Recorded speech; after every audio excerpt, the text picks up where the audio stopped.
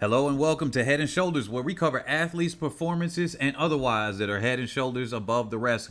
Good morning, afternoon, or evening, wherever you are on the planet today, because we are getting into the action about the Paris Wanda League meet today. We about to cover all types of events, but you know what you came for. We knew that there were some meet records that went down. Obviously, Elaine Thompson-Herah set a meet record, but also there are other events with meet records. Parchment, he was able to redeem himself back from that poor performance back in Lausanne 2 days ago. He came by, he got a new season best. That is crazy. So we're about to cover all of that. But be sure, if you are watching this right now, don't forget to like, share this video with others, because we're about to get into all the crazy action today. It looks like I got a window open. Hold up. I think I was looking for another image to put up here, but good morning. Caribbean Views TV, what's up, what's up, what's up? We getting here. I see that you putting in the action, uploading videos. Definitely, people, if you're looking for the races that are there, Caribbean Views TV definitely does have it. So, successfully avoiding copyright strike. I don't know how, but look, I ain't got anything to do with that. I'm not suggesting anything. World Athletics, because y'all like to demonetize my videos. They did it on the last one. So that's why I do appreciate the Cash App and everything else that people do, because I don't know what I said in the last video. It was literally athletics and chill. Maybe the in chill. So I'm doing a manual review. They said, who's the first of them all? Giddy Goose James said, Caribbean Views TV beat you by about 20 seconds on that. So let's go. So anyway, we're going to go in some order of events, or we're going to jump around because some people are more interested in others. So let's start off here. Where are we at? That's the regional. So that's the country specific, which is Paris. Oh, the pole vault final just finished, so we're about to cover that in a second. You know, I love that. Duplantis didn't do too well in the last meet. He was doing horrible earlier on. So here we go. The discus throw women, pole vault.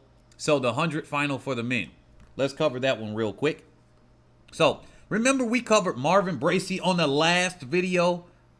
Didn't we just say that people were saying his times are fake, he can't do anything? Look, he said, "Dang, bro, I can't let you. I mean, look, I gotta have to technically correct there. But look, Marvin Bracey, he's one of the overlooked American athletes. He ran a season best this year at a 985.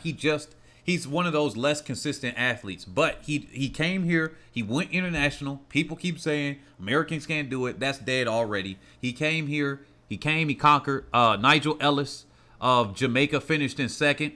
So none of them broke 10 seconds, but it's okay. They had a plus 0.7 tailwind. And I think the meet record, yeah, Usain Bolt. It says it right up here. Usain Bolt. Should I zoom in a little bit more for you guys? I think you guys can see this, right? Because I know I can see it on my screen. But yeah, I guess that doesn't hurt. So yeah, Usain Bolt, a 979. World leading time, obviously. Bromell, he wasn't there today. He hasn't been looking as good. But Marvin Bracey, congratulations for getting that $10,000 win, actually. So, I mean, you get a win when you $10,000 when you win. I think it's 8 for second. So Nigel Ellis got some money in his pocket for his time.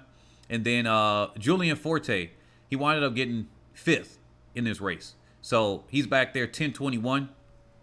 I say fair performance by him. Jimmy Vico, I actually am surprised he didn't do a little bit better. I would have pictured him more in that top 3 spot, if anything, potential. I don't know, second or the win, but Bracey's just a lot faster this year. Let me see. All right, that's for the 100-meter men.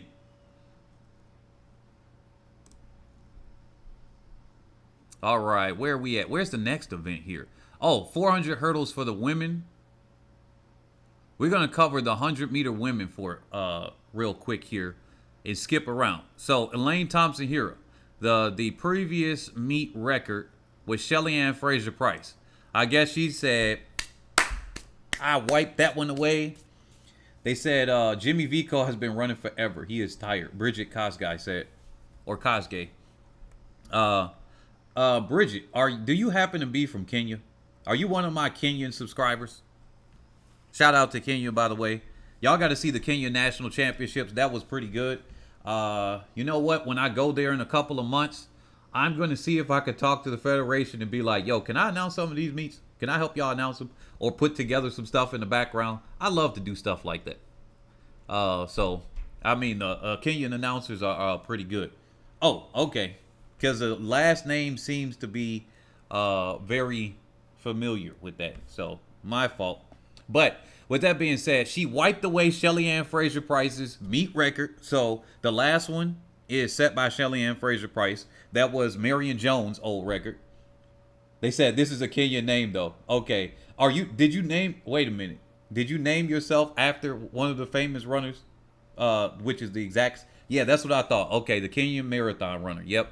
So here we go. Elaine Thompson-Herah. She looked like she actually eased up in the last 20 meters. She ran strong, but she didn't just do the afterburners.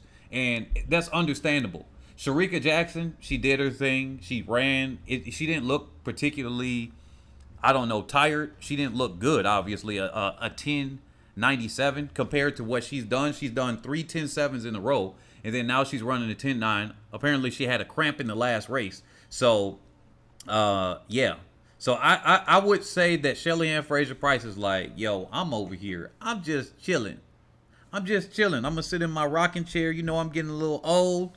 You know, I'm 34 years old. I ain't old, but, you know, I'm getting a little old. I can't be running these races over and over. And, you know, I just got my win on Elaine Thompson-Herah. So I'm going to sit back and I'm going to let them do the work. I already got my history speaking for me. Over a decade in the game. I've been in this killing the 100. So I'm going to let the little small fries do this. Like, I'm going to do the talk for her, okay? You know, maybe she's saying, maybe she's thinking it. Y'all know she a fierce competitor. And then Dina Asher-Smith. Okay, that's pretty good for third, although she didn't break 11. Hey, she still got third. Natasha Morrison. So this is what I got to say with her. So Natasha Morrison, she ain't been looking good this year. People keep saying the 10.87 that she ran earlier. She ran it once, and then it's like she went, do I got a face for that? So she ran this. She went a 10.87. She partied over here like Murphy. She was like, yeah, I'm over here. I'm going to make another team for the 4x1. I got this. And then after that, she's kind of like this. This is what I'm thinking of her performances. And I don't know. It could be that she's a little bit older than some of the other athletes, and the way that that some of, you know, the athletes could come through and they can be more consistent in the older age, and then some can't. It is what it is there. But Natasha Morrison, I'm really feeling for her, because Morrison, I would like to see the fastest people on the 4x1 relay if they do another relay here. But the way Shericka Jackson's looking, if that wasn't just her jogging, right, just to get a paycheck, because she's consistently getting second and third, so she's getting money in her pocket. All right, they getting appearance fees. She's Olympic bronze medalist in the 400 and come here in the 100. So definitely they got it.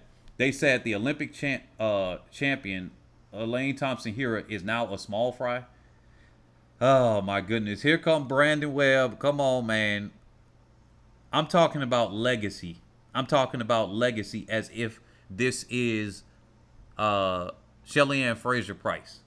We got to have some freaking trash talk. Come on now. We know this all entertainment. So, yeah, she is a small fry compared to the legacy in the 100 compared to Shelly Ann Fraser-Price. Yeah, comparatively.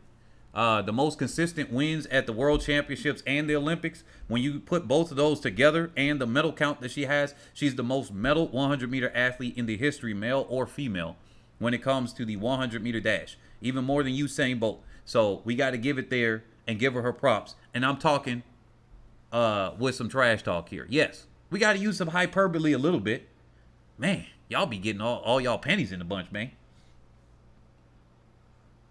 So Talu missed the opportunity to come in third. She's taped up right now. Talu is taped up. Where's her? I don't got her picture here, but Talu's taped up. So she probably is better not to just come out here.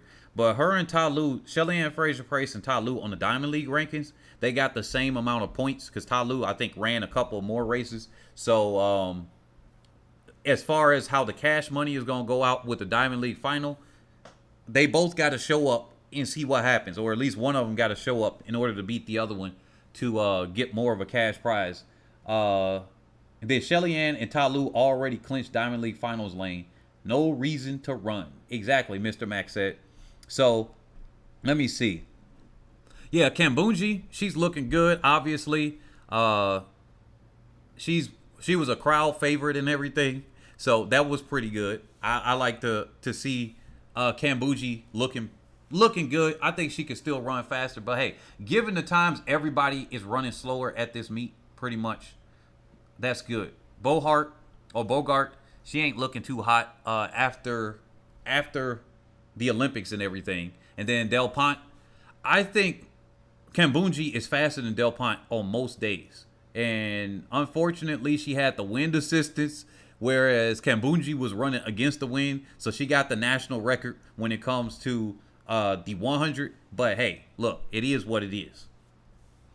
So yeah, so that's the women's 100. Congratulations to Elaine Thompson-Herah for setting another meet record. She ran a 10.72, so she's a consistent 10.6, 10.7 runner. And then obviously she's got a 10.5 4 PR.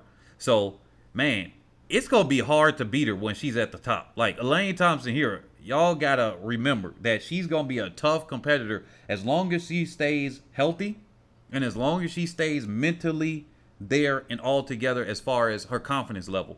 Because even she said, look, I might look like I'm smiling and everything. I'm really nervous. She said this multiple times. She's like, I'm really nervous. I'm sweating bullets. She over there sweating bullets. They flying off of her brow. So that's Elaine Thompson-Herah. Shericka Jackson, she just doing her thing. Man, Shericka Jackson be looking spaced out sometimes. She just like one of those goofy people. I probably would love to be around Shericka Jackson. Just be like, yo, Shericka, what you doing? She just over there. Just when you see her with Shelly Ann Fraser-Price, both of them are like two giant kids, and they just having a good time when it comes out. And that's important to realize. Like, hey, yeah, we're all adults, and then adults got so many heaped expectations on our back that our neck start hurting, our back start hurting, and everything.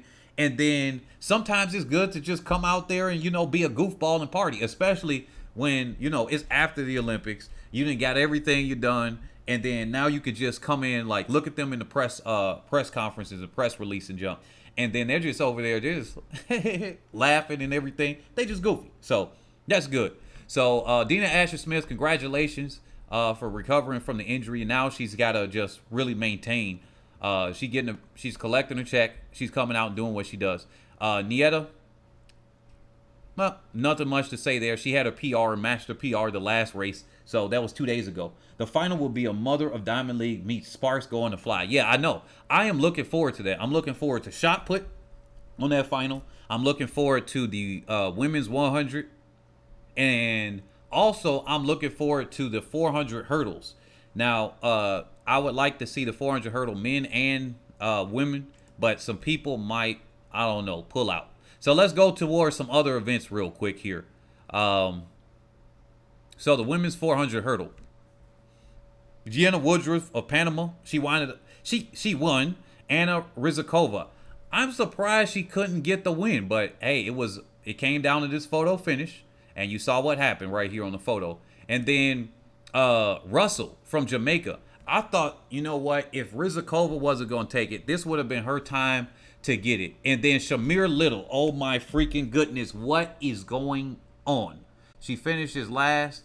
Not that she ran a little bit slower, but she's just way out of it. She's just way out of freaking out of left field here.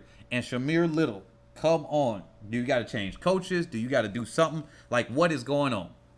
They said just missed out on 1, 2, 3 this time around. Yeah, definitely in that women's 100. They said the final will be a Mother. Oh, yeah, I already read that one. So, yeah. So, but Russell, she's looking decent. I would have liked to see her take the win. If not, Shamir Little, like, what is going on with her? I don't know what's going on. 2 days later, and she couldn't hold together some of her form. But obviously, some people can hold together their form better than others. So, meet record, obviously, by Kim Batten, 53.06, 1998. So that one's safe, really safe. Yeah, that's all I got to say about the women's 400 hurdles. Let's go back here. Let's cover these other events. We doing, the men's 200. I'm going to cover that in a second. I'll cover the men's 200 in a second. I'm going to cover real quick the women's 3,000. Now, look, y'all know about Niyonzaba. They said that she's one of the athletes, just like the two Namibian athletes, and uh from South Africa. Why am I forgetting the name? But yeah, you know that they say, oh, quote unquote, too much testosterone, all this other stuff. Okay, cool. Now she just set a meet record, national record. Well, obviously, national record for her country, and then world leading time in the women's 3,000. Y'all know what's gonna happen. Y'all know what's gonna happen. If she start running too fast, they're gonna start putting up flags and everything. So, Fantu Werku, this is a good race for her. I would have liked to see her do better, but she's got a new personal best, so that's good. That's gonna help her when she comes up to the 5,000. So it's a lot of personal best here. Kim Kimboy, she can use that for her steeplechase and everything. But Fantu Werku of Ethiopia, I like to see her. I would have liked to see her about 5 to 7 seconds faster in this and been there together, because she's gonna have to use that for her kick. So yeah. Oh yeah, Caster Semenya. There we go. They said Bridget said Little is exhausted. She has been in almost every Diamond League event, as well as the American Track League. Yeah, and she's been running 800s. She's been doing all over the place. But yeah, she's clearly falling apart here 2 days later. But hopefully she can recover, because I like to see her doing pretty good. But so Francine Niyonzaba wins 8:19:08, world leading time, meet record, national record. Congratulations to everybody else. There's Teye, national record for Ethiopia, 8:19:52. So that was just really, that came down to the dip at the line, more or less, with Niyonzaba putting up the fist, saying, look, y'all forced me out the 800. I'm gonna show y'all I'm still gonna freaking come in here and dominate. I'm still gonna do pretty well. So yeah, let me go now to the next events. All right, go back. Come on back button. Let me see. The men's 800, 100 meter. Oh, yeah, the 100 meter hurdle women and the men. Okay, we got some Jamaican contingency in those. Let's go to the 200 men first. Let's do our American crowd here. Now, look. Fred Kerley, he got a new personal best. Congratulations. Now, I was just talking about him literally yesterday when I highlighted Kenny Bednarek. All right? Now, the meet record here was set by Noah Lyles, 1965. So that's safe at this point. But he's got a new personal best, a 1979. Kenny Bednarek got a 1979. It came down to a photo finish to the 1,000th spot, and then it edged out with Fred Kerley. Now, I was just saying 2 days ago that Bednarek has that strength. That strength. And I'm like, okay, cool. Bednarek has the strength. He's pulling away, right? And so Fred Kerley, as a 400 meter athlete and everything, you would think that he has some of the speed endurance to do this. But it looks like 2 days later, Fred Kerley was able to hold it together a little bit more, because Bednarek was being chased down. He was being chased down. He held on pretty good, but he just got nipped at the line to the 1,000th place. And we're about to see in the photo finish right here. This is where it is. In all honesty, this one is a hard one to catch. But look, as you can see, both of them are 1979. You can see where his chest is. You can see here. Now, this is where I say, this is where especially the human touch instead of the automatic timing system that happens with the computer system. Now, this is where you make your money as a timer. Let me talk as a timer for a second. Now, look, this is where you make your money as a timer. You gotta be able to do this, because there have been times where they're so close, and this is where the lighting system comes into play. This is where you have multiple cameras come into play, and you got to drag this red line. I know this seems very simple, but you got to drag the red line to the correct spot, because some people, especially the darkness here, right? It's a little bit harder to see where his chest is compared to where his leg is, right?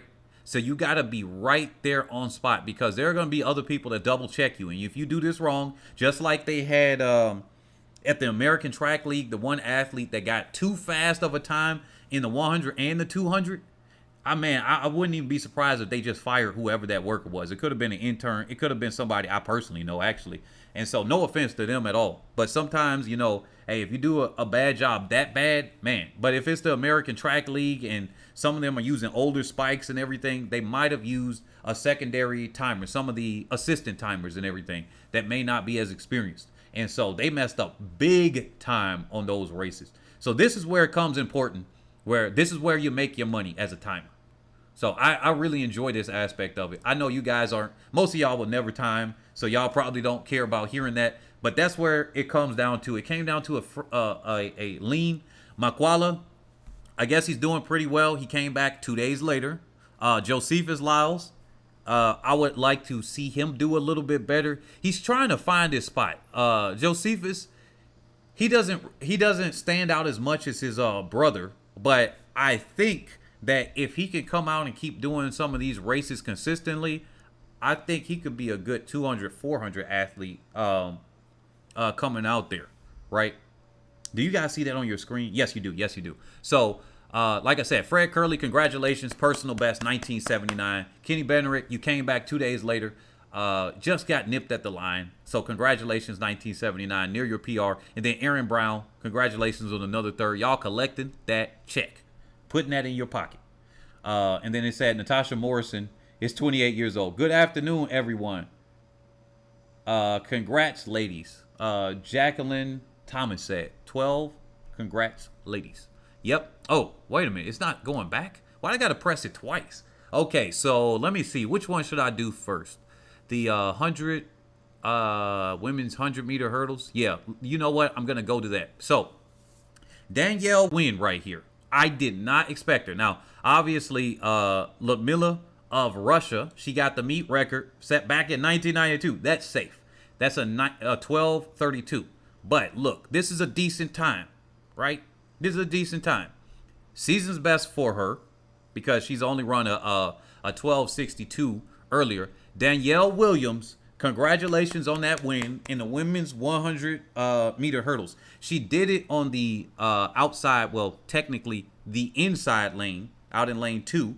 And then Weiser of the Netherlands actually just set a national record. Congratulations on that one. They were both pushing each other on the outside. Megan Tapper, she comes out with the Shelly Ann Fraser-Price-like start. She went boom and had that rocket start. She's 5 foot 1 inch, full of power. She looks like a freaking machine. When she come at the line, it's like, yo, if I'm going to send my attack machine there, I'm going to send out Megan Tapper. She's going to come out there and I would say tap dance to, you know, make a joke on her name. Because she out there, she be doing her performances, her little poses and everything. Y'all see her when she comes out? She just full of energy, excitement and everything. Like I said yesterday, this would be a person I like to hang around in general. If she's like that in real life and everything, just like that fun personality, Megan Tapper is the one. Amusan just cannot get it together. I expected her to be up there. Megan Tapper and Amusan, I thought those were the two to look out for. Man, I was completely wrong on this one. Danielle Williams came out, showed up, and showed out. And then she ran back, faster than Megan Tapper's personal best and season best. So, I mean, this is a legitimate time.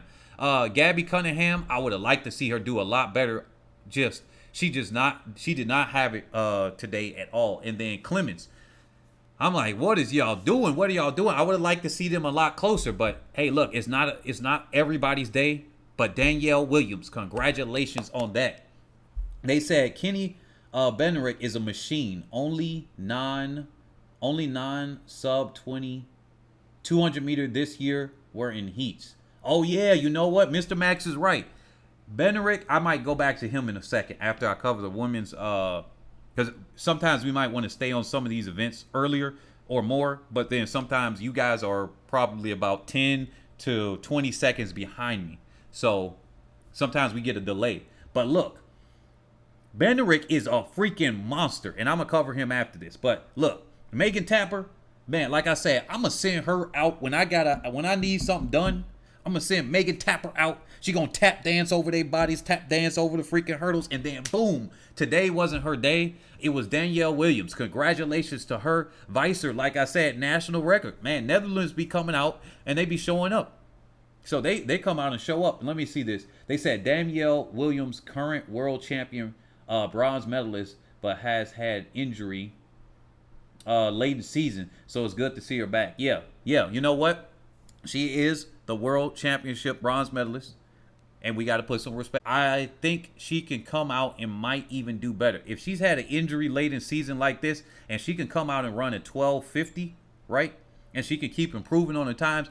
I just imagine if she can keep this fitness that she's having, the momentum now, into next season, what can she do?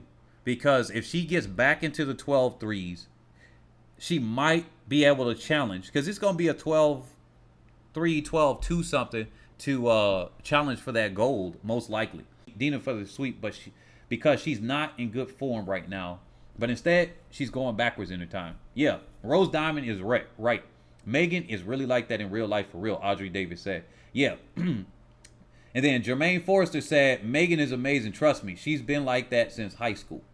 Yeah, see, look, good personalities, fun people. I love to see that. Like they just come out and exude that happiness and everything. And that just, I love to watch athletes like that. That makes me want to watch the event. Like, I don't know, for the men's side, I'd rather see them the more serious ones. Though for the women's side, if you got that happy-go-lucky personality and you can run a fast time and you look like you serious, she got all of them wrapped up together. She got a happy-go-lucky. She looks serious. She looked like the beast out there, and I mean this in a good way. Like, you gonna come out there, the machine, and destroy them. That is all. She's got that all wrapped in one. They said, Richard here, the ladies are tired. Bodies are starting to reset. Look at the times Elaine ran. Kirky Grant just retracted a message.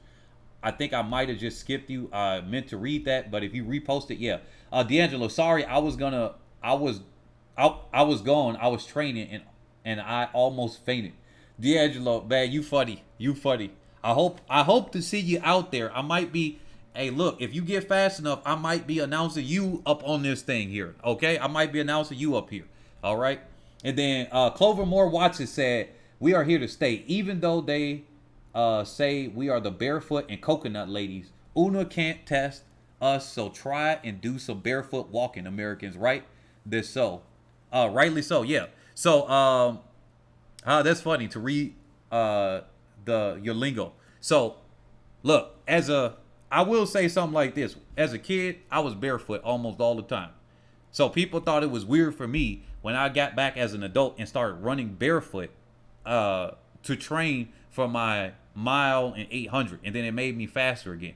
Like barefoot, it ain't even really that bad. So when people's trash talking barefoot, look, Kenya, Jamaica, Ethiopia, and they over there trouncing everybody. So barefoot is not really that bad. You build muscles in the bottom of your foot and in your ankles, and also there with your calf muscles that you might not otherwise have built without running on barefoot when you run on flat. Because, hey, look, humans have for hundreds of thousands of years, tens of thousands of years at least, depending on how you want to look at the science, but hundreds of thousands of years have been on non-concrete, uneven ground. So what do you think? At some point, it will be good for your development years to more than likely be barefoot.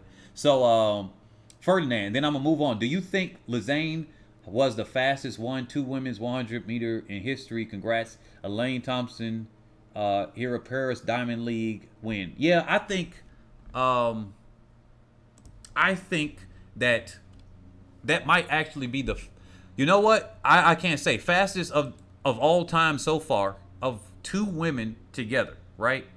Those 2 10.6s have been the fastest 100 meter in history. And that's something that I want to cover in another video. So let me go back to these other events real quick. But I think that's something that needs to be highlighted. Shelly Ann Fraser-Price got the 3rd fastest 100 meter time in history. I think that one got ignored too in that last race. So I almost cracked my head on concrete because I can't walk after training. D'Angelo, man, man, do you need a stretcher? Can we send a stretcher to you, man? Okay, let me go back up here. What did I say I was going to do? I did the women's 3,000. Hold on. Let me cover the field events here. Let's cover the field event, this discus throw. Because we got an American contingency that's in here. So, Valerie Allman, she finished 3rd. All right. Sandra Perkovic of Croatia, she won And that was an amazing put that she had. I thought that was crazy. And then Yaimi Perez of Cuba, of Cuba, she got second. So Almond, your Olympic champion, she is third at this meet. All right, I just wanted to put that in there very quickly because we got to put the respect. And then obviously the meet record was set by Perkovic back in 2018. So she wasn't quite as strong today, or didn't have that put today. But yeah, so here's the men's pole vault real quick. Armand Duplantis, he recovered. He got mentally back. Because, I mean, earlier on, and he set a meet record. Sam Kendricks, man, that is one crazy good American pole vaulter. He had the meet record here. And so he put a centimeter over that. That was set in 2019. Sam Kendricks of the USA finished fourth today. And he actually had Christopher Nielsen had a good first time over. Duplantis was not looking good earlier on in this meet, but he got it back, and he did a poor showing in the last one where he finished fifth 2 days ago in Lausanne. So he got it back. He's back on top. He got a meet record. Congratulations to Armand Duplantis. And then we got a national record for John Obieno from the Philippines. Congratulations. Personal best national record, 5.91 meters. Meet record now set in Paris, 6.01 meters. So congratulations to those guys. J Rum, we used to run barefoot in Illinois, so it's not just a Jamaican thing. Race, not ran. Hey, look, I'm from Illinois too. Hey, that's crazy. So maybe that's the Illinois thing, because I know I was doing that when I was younger in Illinois. Let me see where we at. I did the 400 hurdles, 200 men. Oh, triple jump men. Then we're gonna go back to the running events here. We got some Jamaican contingency later for the 110 hurdles. Parchment, he made himself. He redeemed himself after finishing last in the last one, and he came back here, and it's something special with this one. So Fabrice Zongo got the triple jump. Now, let me see. I don't think it was a meet record here. Was it? There was no meet record set here. So he just got the win because Will Clay set that with 18.06 meters with his jump. So the best, wait a minute. Wait. Hold on. Something's wrong here. The best jump, it says 16 here. Let me zoom out. Something's not looking right. Oh, okay. They got this one weird. So why is the rank here 1? So the winner of this meet, it looks like Algeria's Mohamed Triki, which got a 17.16 meter triple jump. Then in second, I'm looking at all of the other jumps too, would be 16.97 by Fabrice Zongo of Burundi, if I'm not mistaken, if that's the nation. And then Tiago Pereira got third with a 16.66. I don't know why they got them in this position right here. They need to reorder them because it just confused the mess out of me. I don't want to read them in the wrong order. Congratulations to Mohamed Riki of Algeria for that win in the men's triple jump. So let's go back to the running events. If you are here, oh yeah, by the way, we got almost 300 people here. Can we smash the like button? We only got 19 likes. So I'm going to do a little commercial break, a non-commercial break for the people here until we get the likes up. So thank you all for supporting this channel. If you'd like to become a Patreon member, we are looking for 10,000 subscribers. We're going to start doing animated race videos once we have those 10,000 subscribers.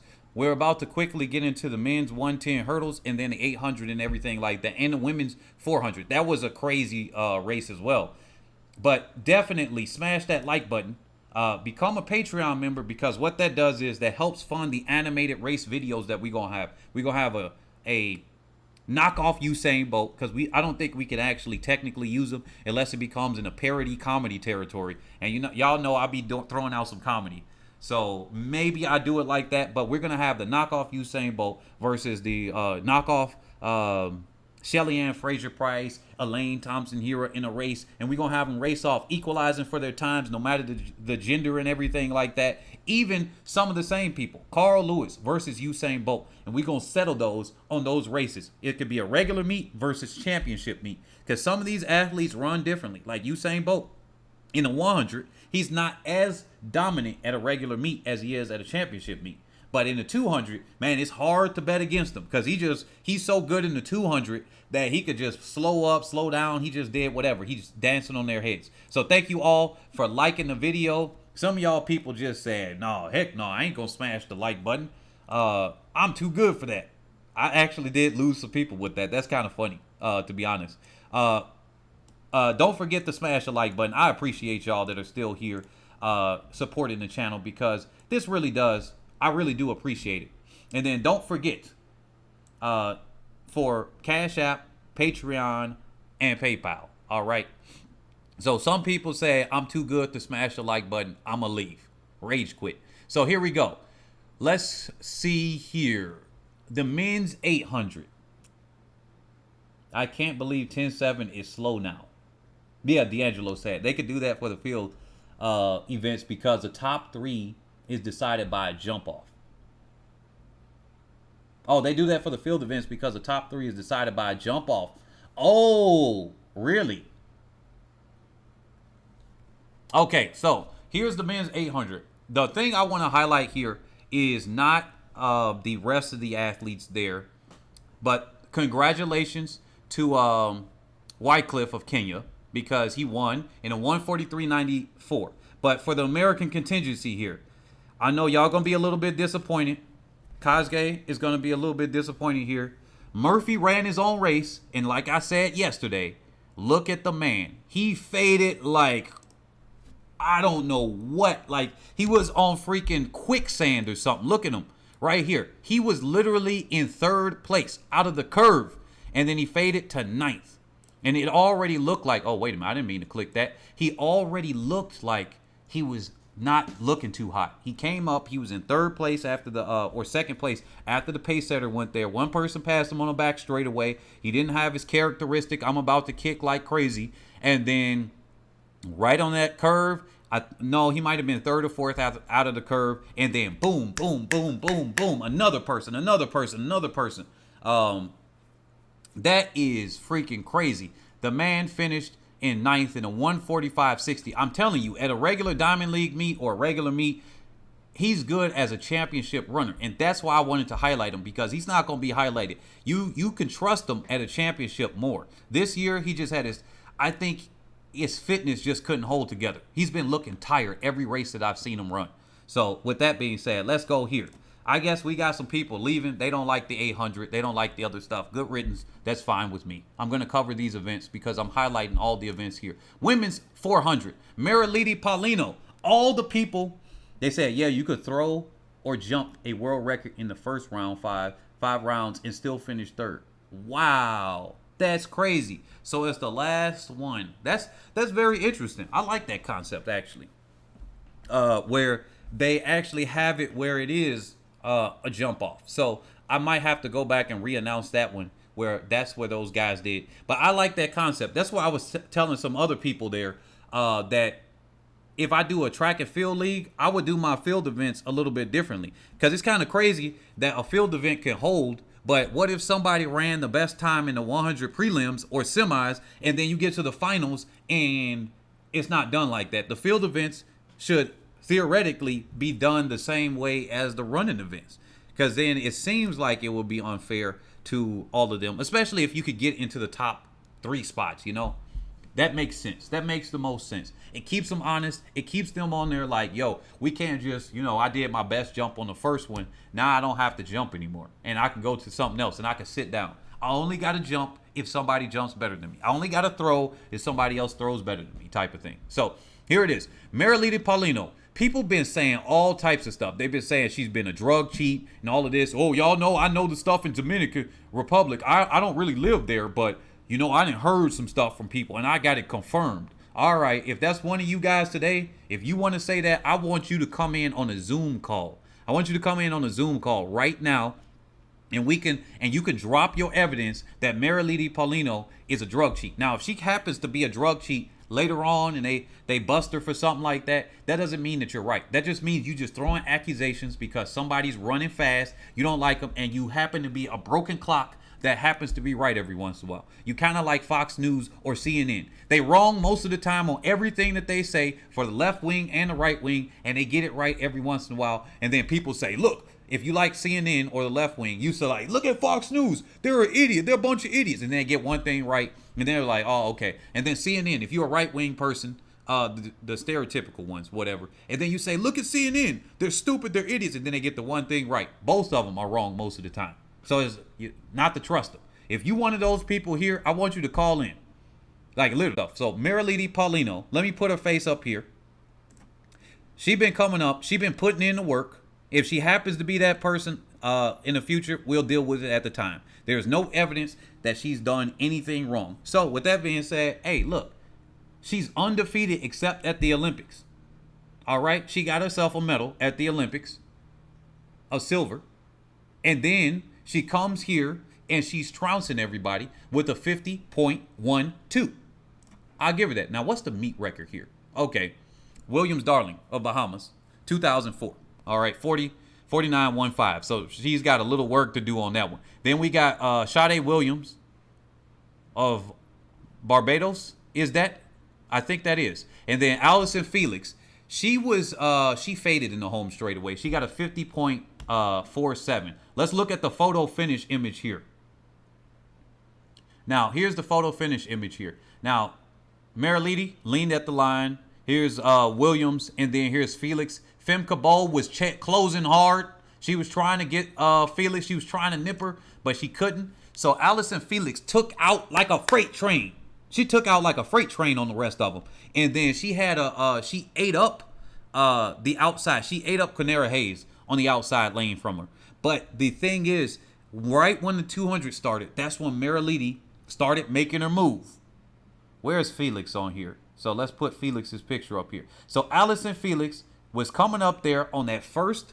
She got out the blocks, the first 100, first 150, and then by about the 200, that's when the field started to claw her back in. But she was still up in the leading spot, and I believe that she either got first or second out of the curve.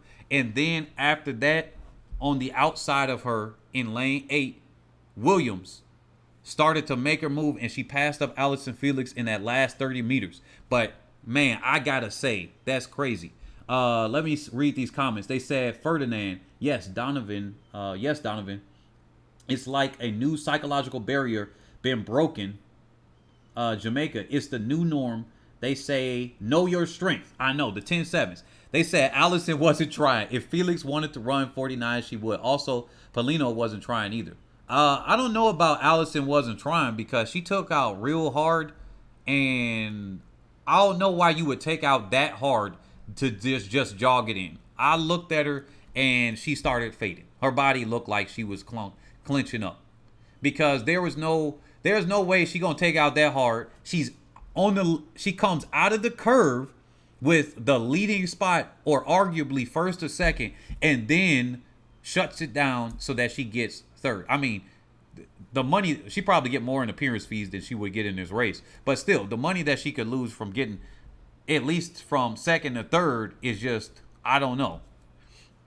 They said Allyson is feeling winding down close to retirement. Yeah, she said, now in the press conference, she said she doesn't know how many more meets that she got, and she's going to determine after this weekend. So now it's after this weekend whether she's going to retire or she's going to go for the World Championships next year. And I think after her performance today, let's say that you're right and she stopped trying.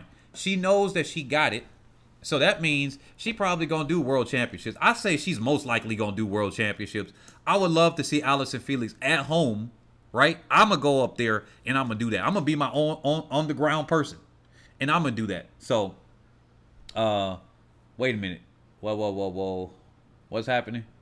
They said Paulina is a beast and Sade is up and coming. I know. This is going to be very crazy to see some of these athletes. Then we got McLeod. She was not looking good at all. I don't know what happened to her. It's just, hey, look, At this point in the season, she ain't looking as good with other people. So McLeod had her top at the Olympics, and clearly she's not looking as good, at least in this one race right here. Like, McLeod is, I like to see her do better. I like to see her run a faster time, even if it was the same place. What I like to do is, obviously, everybody can't finish first. They can't finish in the top 3. So what's the next thing? You try to run a PR, or you at least try to run a fast time. And in this case, Candice McLeod just could not bring it through for Jamaica to run a fast time. She ran a 51:41. She's been having a great season otherwise, but in this race right here, we just ain't seeing it for her. Canera Hayes, I think that is fair for her. I still would have liked to see her faster, but given that this wasn't everybody's best, except for Sade Williams, if that's how I pronounce the name, because I've seen this exact spelling, and it was pronounced Sade. So until otherwise, I'm going to pronounce it that way. So she's near her PR. She's the closest to her PR out of this field. Femke Bol is the second closest to her PR. Those two were running within their range or whatnot as far as their performances. So congratulations to Marilady Paulino for the win. Felix held pretty good for third. She held off Femke Bol, which was closing pretty hard. And let me see, Natalia from Poland, and then Amandine Brozier from France rounded out the field. The hometown crowd talent got last by over a second. I know the Paris crowd was like, wait a minute, what? Especially looking at her seed time. But she was the slowest in the field by almost a second. So, I mean, it makes sense. Let me see. They said this is Allison's final race of the season. Shim22SR said. No, she said she'll consider what event she does next year in a few months. The fact that McLeod has never run 50 seconds is either 49 or 40 or 51. Jermaine Forrester said, "Dang, that's crazy. She can't run in between that." What does that remind me of? Somebody, a guy that can run sub 2 minutes in the 800, and then you could break 10 minutes, or you could break 9 minutes in the 2 mile, but you can't break under 4 minutes in the or you can run. What is it? I couldn't break 4 minutes or 5 minutes in the mile, but I could break 5 minutes in the mile in the 2 mile because I could run under 10 minutes. It's so crazy. And then my 800 even said it. My coach was like, what the heck is going on? So some people, I guess they just don't do that. She can't run a 50-second to save her life. That's crazy. So McLeod, I'd like to see you do better on the next race. This would be crazy for that. They said, please, what do you think about the top 3 in the field events?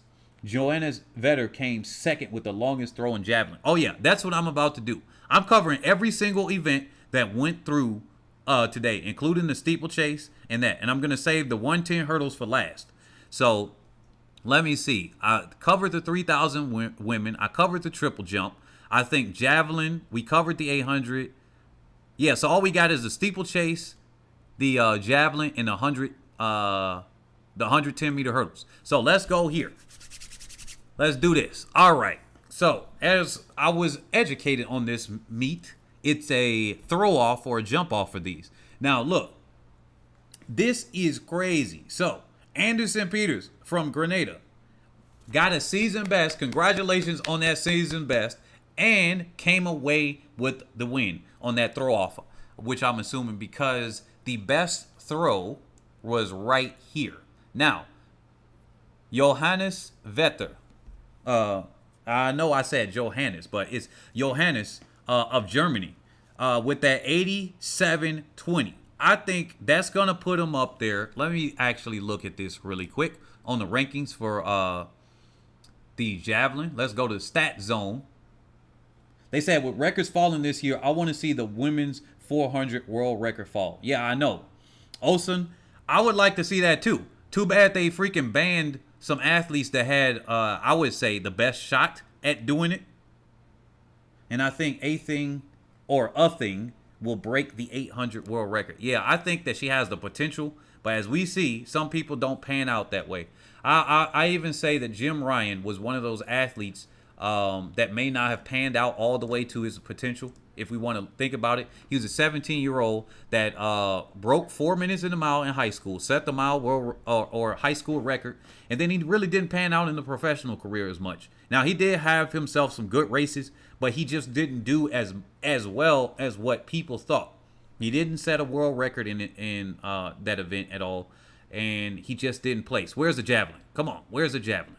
So then we could get also to the other events. Hey, we got over 300 people here. I am glad you all are here. Smash that like button. We got 60 likes. We really, for equals purposes, we should have, 150. But hey, smash the like button. So, Johannes, world leader, right? Now, this was nowhere near what his best is, but this man is looking strong. This man is looking strong. The thing that I am a little bit confused with is that how come he couldn't bring this to him at the Olympics, right? He's got a 4th place at the Rio Olympics. The man isn't as consistent when it comes to the Olympic championships, but he can come here at the World Championships and do it. I wish he could put it together when it comes through here. Let me see what his result was, because I vaguely am remembering this. He finished 9th. You see, he finished 9th. And so he's doing a pretty decent Diamond League circuit right now. But I got to say, Vetter got to put it together, like a lot better. Because he has some spots where he's throwing well, and then he got some spots where he completely flubs up. That's crazy. So, yeah, the 87-20, that's showing that he has his spots and his strengths. Unfortunately, for him, he hasn't been able to put it together for an Olympics. And I like to see him because this man is the world leader in this. And I think he has what it takes to go over 100. Because, I mean, he's getting so close to that. He has what it takes to go over 100. That's all I got to say with that. So, Peters from Grenada, congratulations. Season's best. Veteran 2nd. And then Adrian in 3rd, because I can't pronounce his last name. I don't want to slaughter that. Johannes in 2nd. So 3,000 meter steeplechase men. Then we about to go to 110 hurdles for Jamaica. So Benjamin Keegan. Now, if only they would have showed up at the freaking Olympic final. The man that won. He's been having horrible race after horrible race. Soufiane El Bakali from Morocco. He can't put together another race. This is yet another race this man can't finish. He can't finish the steeplechase here. He couldn't finish the 5,000, or was it the 1,500 at the Olympics? The man is now going through, it's like he went through a psychological high. Y'all know, like if you watch soccer, you go through a psychological high, and then that's the biggest point where they can score a goal on you. Right after you scored a goal on the other team. This man went through a psychological high, won the steeplechase. Probably obviously he believed that he could win it, but it was probably still a little bit unexpected because, Kenya just comes through with their strong teams. And then, boom, this man cannot put it together on these races. I don't know what is going on with him. Hillary Boer finished 9th, so he was way back there. But Benjamin Keegan, congratulations, world leading time, 8:07:12. I don't think that's a meet record, no. So let's go here. Looks like we got some people to rage quit covering that 3,000 meter steeplechase. It's all good. It's all good. Oh, my crypto is popping up in the background. So here, Parchment. He's got a season best now. He just got it by hundreds of a second, but still, congratulations to him because guess what? Devin Allen, also of the USA, got a season's best. Both of these athletes are looking good. Parchment, Olympic champion, is now coming through after his last race. He had a misfire, finished in last. Y'all know that, right? He finished in last in Lausanne. Then he comes back here. He puts the freaking smackdown on the rest of the field. Hands apart, Parchment. And if you look at his press conference, he was just like, yo, this thing happened. I'm coming through. I'm mentally getting back together. I'm going to show y'all what for. And guess what happened? He showed him what for, and he finished in first. So he's got his $10,000 check that he got here, right? He got a season best. He got a 13:03. Devin Allen of the United States, good run. He finished in second, 13:08. Daniel Roberts, fair. Fair for him actually is pretty decent, but fair. 13, 16 in third. Ronald Levi. So I would have liked to see him actually. I thought he would be the athlete right now that would have finished in third. And that Devin Allen and Parchment were going to be the two that were going to fight it through. And so Levi actually finished a little bit worse than what I thought he would have. And especially with the 13-24. Obviously, you know, people clipping hurdles and all of those things, they come into play here. But I thought that Levi would have done a little bit better. What do you guys think here? What about that? They said after the fact, his bus broke down in Lausanne, Parchment, that is. Oh, yeah. On his way to the meet, yeah. So, I mean, he said, look, these things happen outside of my control. I couldn't really be warmed up. I couldn't do what I wanted to do. And this is where I am, fully prepared. And so, look, fully prepared, Parchment is showing y'all that he's a tough competitor to compete against. Let me bring him up on the screen. Where is he at? Because people were looking at Parchment like, yo, what the heck happened? Like, after that race. But then he got a chance to explain himself. But look, people were looking at him like that. I looked at him like that. I was literally like, what the heck happened? But then he had his press conference. Then he was able to tell people, also, look, the bus broke down. I wasn't warmed up. I didn't have things together. I got to get mentally back here and got to be here. And I'm going to show y'all what I'm going to do.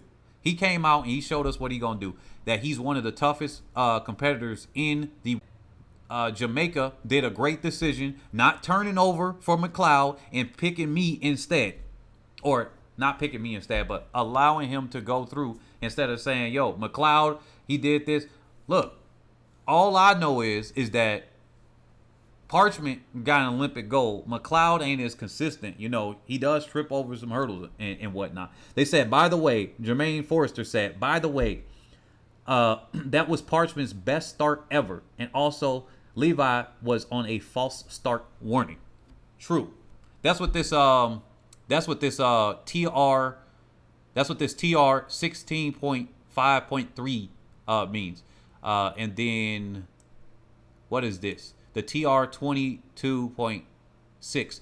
That one I don't know. But this one, I think that's because of what happened. But yeah, that's what this code means. They got different codes for each one of these races.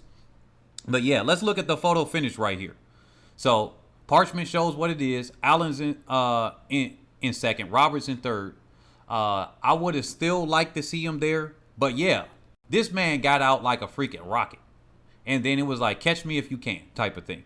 Yeah, that's what I got to say on there. Now, let me see. They said Ronald Levi had even beaten Parchment at the Jamaican National Trials. I know, right?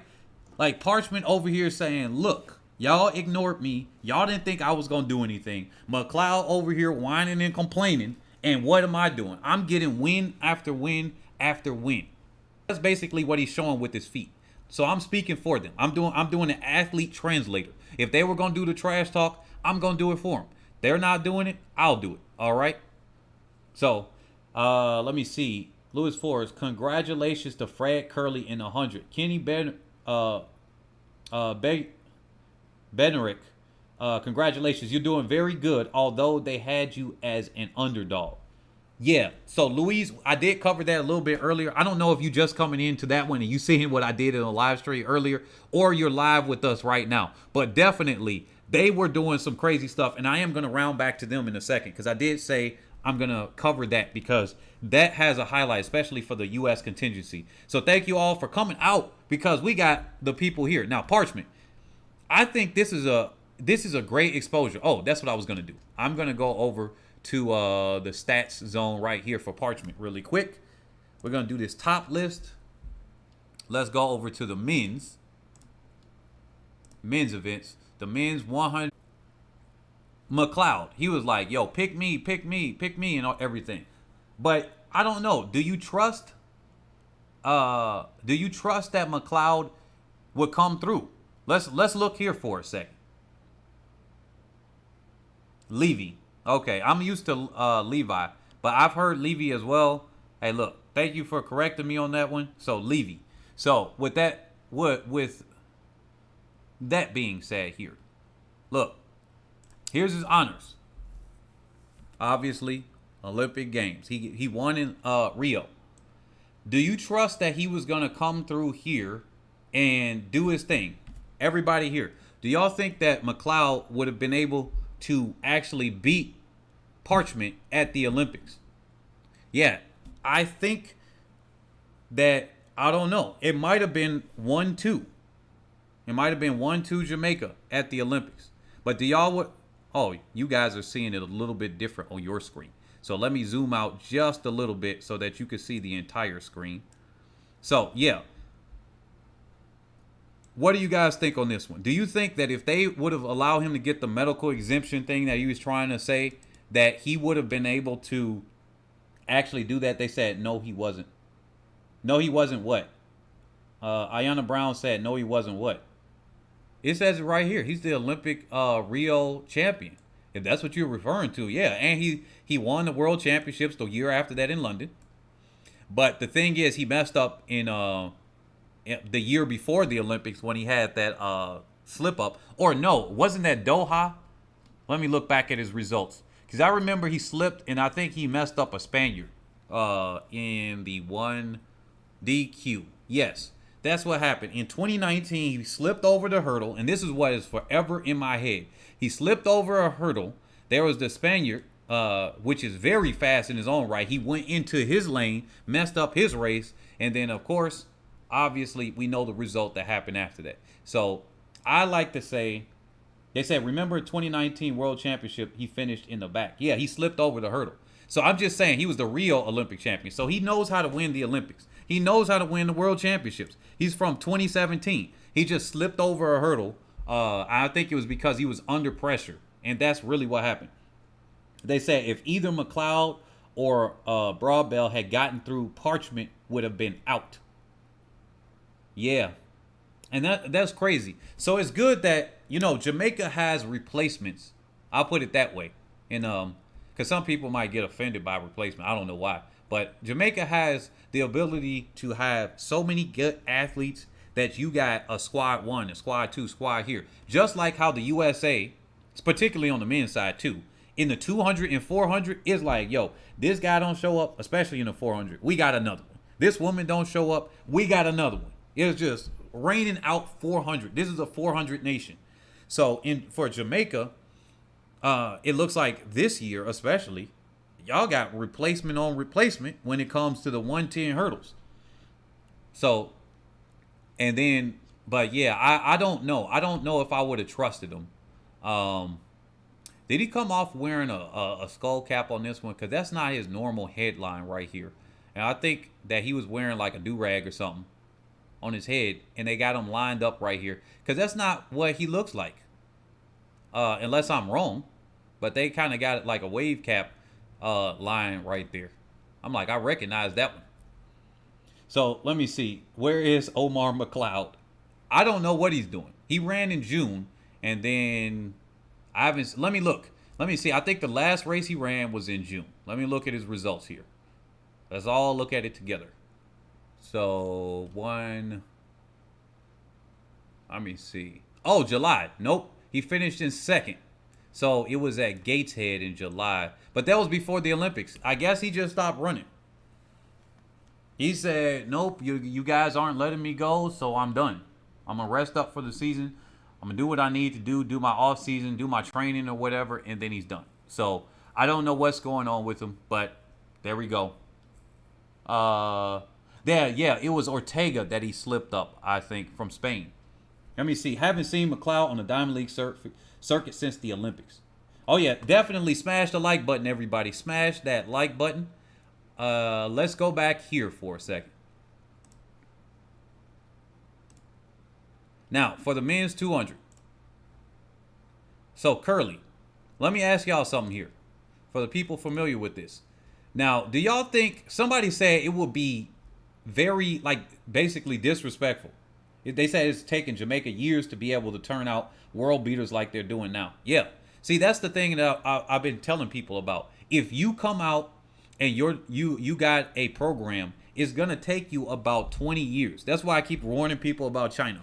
China has been on the radar, and as they get more, it might take them 40 years, 50 years. But China, when they had Liu Zhang come out in that 110 hurdles, okay, then he messed up at the Olympics. That was the thing. He had the biggest stage and he messed up. But now we got Zhu. He came through and he did his best time, even though it was in the semis. But Liu Zhang was injured and he couldn't even make it through to the next round at Beijing and whatnot. So it was just unfortunate for him, even though he did win Athens Olympics. But look, Bednarek and Fred Kerley. Now we're looking at it like this. Bednarek is even faster because he ran against a headwind. They said Jamaica had great runner from the 70s with Don Quarry. Oh, yeah. In the 80s with Odi. So, yeah. Adi, yeah. I still got to do a video on her. They said McLeod has been very inconsistent and erratic lately, so I do not have a problem with him not being given the spot. Yeah. So when it comes down between Kerley and Bednarek, do y'all think that Bednarek should try a 400 after what he's been showing here? And then what about Kerley? Some people are talking about Fred Kerley. Let's put him on the screen here. That Fred Kerley should it would be basically a tease and a disrespect for him to go back up to the 400 after he's been doing what he's been doing in the 200 and 100. Like, and then Bednarek, I think that he's got a chance to maybe do something in the 400 because he's looking like he's having good form by thousandths of a second to Kerley here. But, man. So, here we go. Let's see. Now, what do you guys think? Because here are the personal best for Kerley. 43.64. He has expressed that I think he wants to go for the world record for that. So what he's really been doing here is running these 100s and 200s so he can get his time down so he can come back up to the 400. I mean, Shericka Jackson did move down from the 400 down to the 100. So what do you guys feel about that? Like, do you think that do you feel like it would be a tease and a disrespect or a disgrace for him to go back? I don't know the word for it, but do you think it would be a disservice, there we go, for Fred Kerley to go back up to the 400, but what, like, for a chance to get to the world record? Like, what if he breaks the world record? What if he becomes the first man under 43 seconds in the open 400? That would be crazy. They said Kerley is going to struggle when Lyles comes back properly. Oh, yeah. They said Kerley, he should stick to the 100, 200. And then Kenny B can't handle the 400 yet. He needs more strength training. Fred is going to be a problem next year. And then Fred said he wants to go sub 43. Doesn't seem possible to me. Yeah. See, that's the thing. In my head, he doesn't look like it because, I mean, I'm judging off of his past. And the past is the best indicator of the future. Not the only one, though. So, look. This is what he did in the past. World Championships. We finished silver at the, and when I say we, I'm talking about the USA here. Finished silver in the, and you guys can't see the full results. Finished silver in the London World Championships in 2017. So, and he had ran like a 45 something. He didn't run too hot at all. And of course he was the anchor leg. Now one other leg also didn't do too well. So he pushed it up, tried to get the lead, and then he faded in the home straightaway. And I kind of look at him like that, like, yo, I ain't gonna trust him to put him on the relay team. But as he's looking now, I mean, like I say, it's the best, not the only indicator. So if he can put together his good form, then hey, look, and consistently do this, I trust him to put him on there, right? And he also finished bronze with a 44.17 in Doha. If he can bring this form there without losing his speed endurance that he's going to need in the 400, I can see him running a new PR in the 400. I don't know about the world record, but the way he's running, he might improve on Michael Norman. They said with a bad showing in Tokyo, we will see. Will we see Van Niekerk return to in the 400? After he got, or was that who got injured? Who was the one that got injured in that friendly?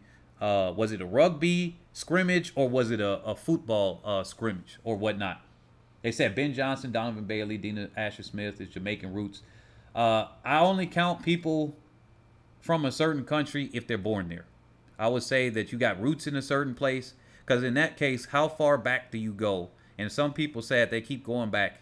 If your skin is brown like that, you are an African from certain places on the continent. And I know that it's all fun and games. We all do that. But, hey, look, that's how I look at it.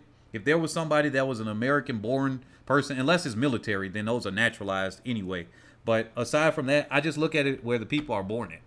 And then if they move later on, then I'll be like, oh, okay, cool. They represent this country from this country. Like Bernard Legat. If his kids are born in the USA and then they represent the USA, I'm looking at them as Americans with maybe Kenyan descent, but I'm not going to be like, yo, they're Kenyans. I'm like, it's American. I just look at you as from where you're born.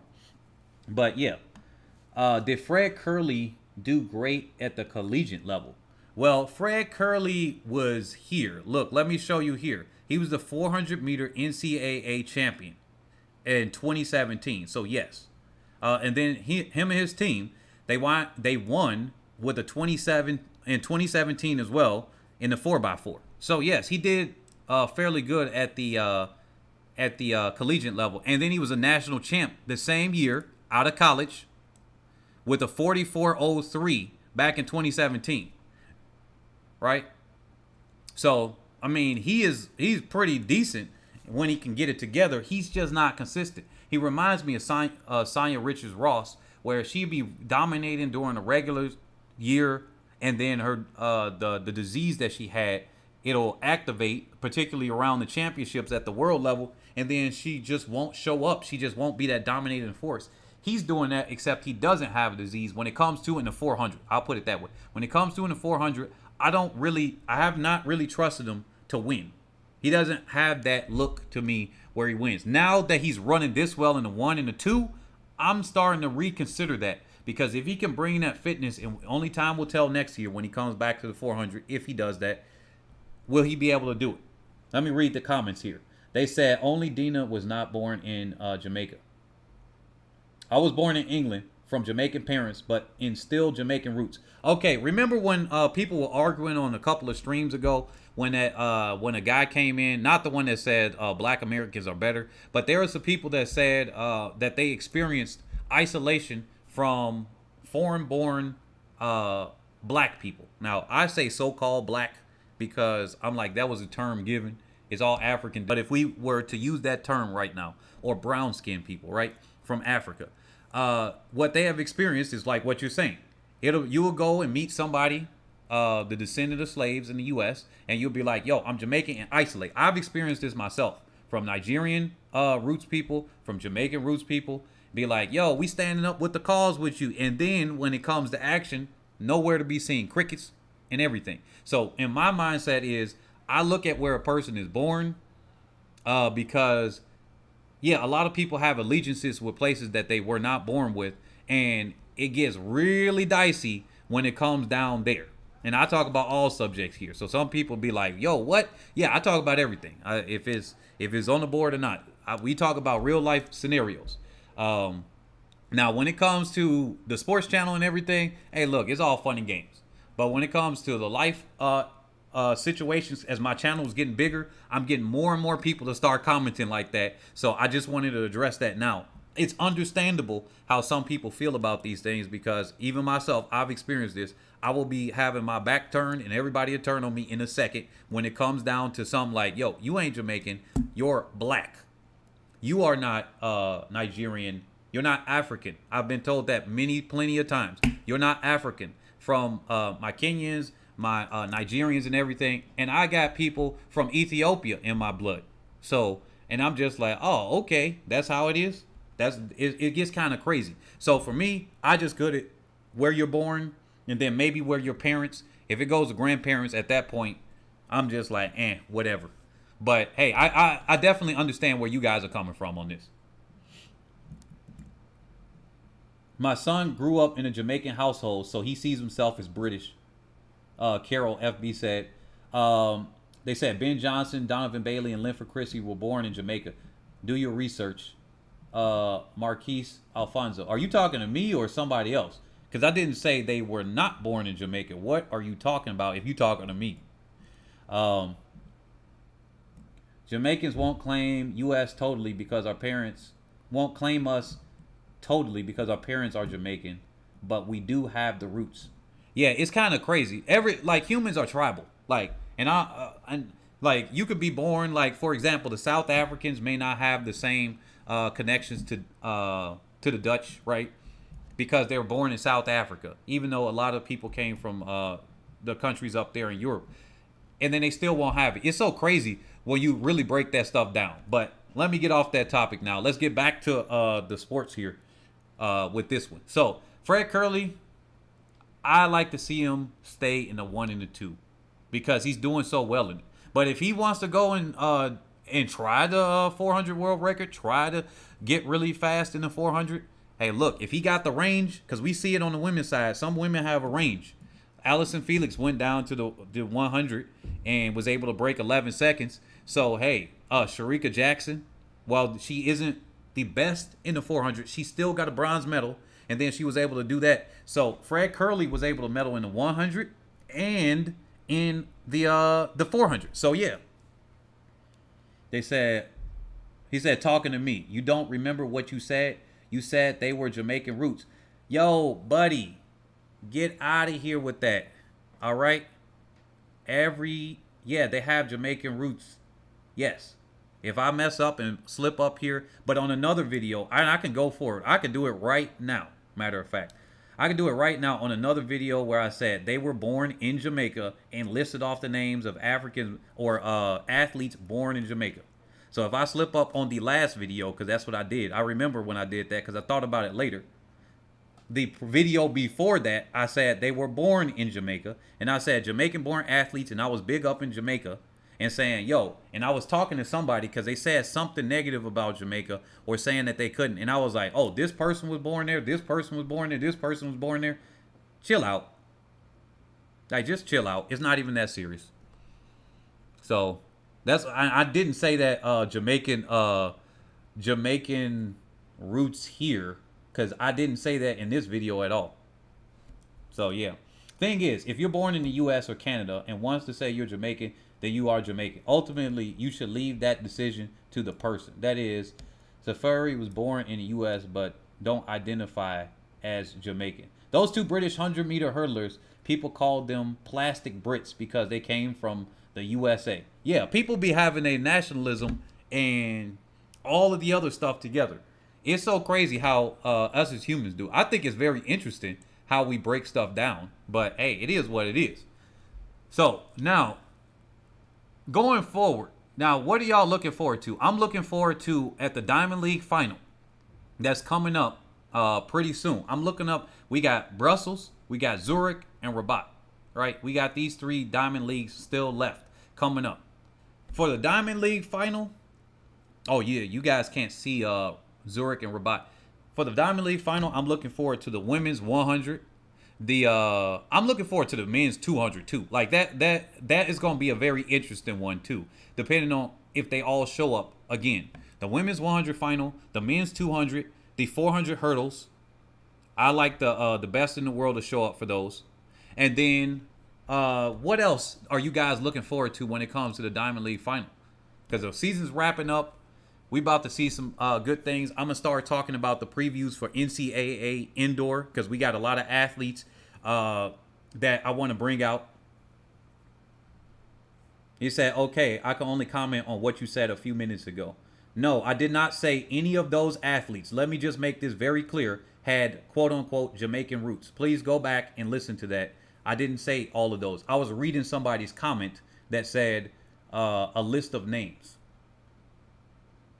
So, with that being said, it was Michael Walker that started to list off Jamaican athletes. Matter of fact, here it is. Ben Johnson, Donovan Bailey, Dina Asher Smith is Jamaican. I even said his name with that. So that's why I say, are you talking to me? Because I didn't say it. I'm reading off comments. That's where listening skills come into play. Because I read y'all guys' names off, and I even try to read it purposely in a different voice so you know it's not mine. So they said, well, I understand. Michael Walker said, well, I understand by traveling and having family in Jamaica, in the U.S. and U.K., how are we similar but different? I don't know.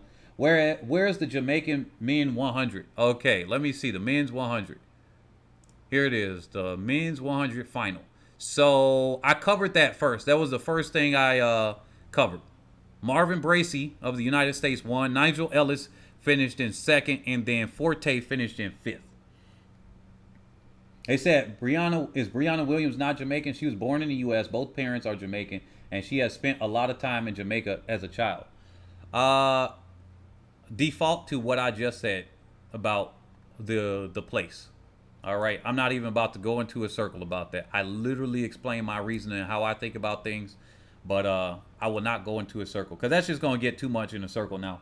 Michael Walker, the population, Donovan Taylor said, Michael Walker, the population of people in Jamaica, blood in the U.S. is over 3 million. All right, so with that being said, I think we covered that. Now I'm getting off of athletics because that's cool. They said, isn't Elaine doing 200 in Brussels? Oh, yeah, let me check that. Let's check this real quick. We got the heat sheets right here. Then I'm getting off of athletics going into overtime. Tomorrow I am doing a live stream, obviously at the same time all the time. We're doing it Sunday mornings where we're going to talk about a different subjects. Let's look at the meat sheets or the heat sheets. I probably got to do some translation here because I'm like, wait a minute, what? Wait a minute. Hold up. Where is it at? This is the ticket sales. No. Nope, no translation here. You know what? I don't know if she's doing that here. But I'm going to take you guys' word for it that she may just be doing it. I'm going to have to check the heat sheet because I can't see it. Let me go to the World Athletics homepage. World Athletics homepage. Oh, calendar and results. Why didn't I go to that? Duplantis, Thompson-Herah, and Parchment return to winning ways in Paris. What a freaking headline. So let me see here. World Athletics calendar and results. So we should have October. Oh, wait a minute. Oh, this is road running. I'm like, wait a minute. You got some meets in October. The Capcano Classic is gonna be good in Kenya. This is September. Previous page. Come on, let's go. It's okay to have dual citizenship. Let's get back to track. Yeah. Jamaica's system will be able to turn out more male sprinters in the future. The system is designed for them to find talents. They are just having a lull. Hey, look, as far as the dual citizenship, I agree with you. That's why I kind of have a bias toward Ethiopia myself. But there you go. Okay. Man, why can't I find this? Oh, well, that's taking up too much time. With that being said, I think that she is coming there, but I don't know for sure right now. Can anybody else confirm that Elaine Thompson-Herah is doing the very next meet in Brussels, but she is doing the 200? Because I thought that it would be a little bit easier to find it, but that is taking me a little bit of time right here. And I don't want to just keep on lollygagging. I got a short attention span with the rest of you guys. They said Otto Bolton is Trinidadian, but if he wanted to, he could run for Jamaica. I mean, anybody could run for whoever they want. They could switch their citizenship. I think we were talking about different things here. Italy, men's 100 winner Jacob's dad is American, but represents Italy. Yeah. Nope, I don't see it. So anyway, I think I'm done with all the athletic stuff. Thank you all for coming out today. That's how it is in most countries. If you have a parent that were in a different country, like for one of my friends, Regina George, she represented Nigeria, although she was born in the U.S. Even a Nigerian shot putter, the guy, he's a Nigerian shot putter, but he represented Nigeria, although he lives and was born in the United States. So, I mean, a lot of people go and represent other countries because their parents were there. Let me see. Let me put in Regina George, and she winded up getting a medal. I think Nigeria got DQ'd at one of the Olympics. So Regina George here she is. She represented Nigeria. And one of my other friends said, why didn't she just go to the U.S.? And I was like, look, do you know how strong the U.S. is in the freaking 400? I'm like, I'm going for our medals here. All right, I'm going for the medals. So that's what I would be looking at. And let me zoom out so you guys can actually see, because I got this a little bit too zoomed in. But yeah, so here's Regina George's resume. She got the World Relays. They won the 4x2 in 2015. I still remember that. I think Allyson Felix and another athlete, they flubbed up their baton exchange, and of course it allowed Nigeria to win. Then they got third in the 4x4 in 2014. So she's on that team, the U20 World team. She's got herself some good times here. African Championships, looking pretty decent in the African Championships. The Commonwealth Games in Glasgow, national 400-meter champion, 50.99, NCAA 4x4 champion back in 2013. So yeah, she went to represent Nigeria. Unfortunately, I believe Nigeria got third in one of these world championships, but then they got DQ'd. So right here, the best that she's gotten is the 4x4 fifth. But there was a cut in the like, you know, when you come into the straightaway or whatever in the middle of the curve, you're supposed to stay in your spot. But then the Nigerian athlete was passing up too fast. I believe it was George that did it, but it could have been another athlete.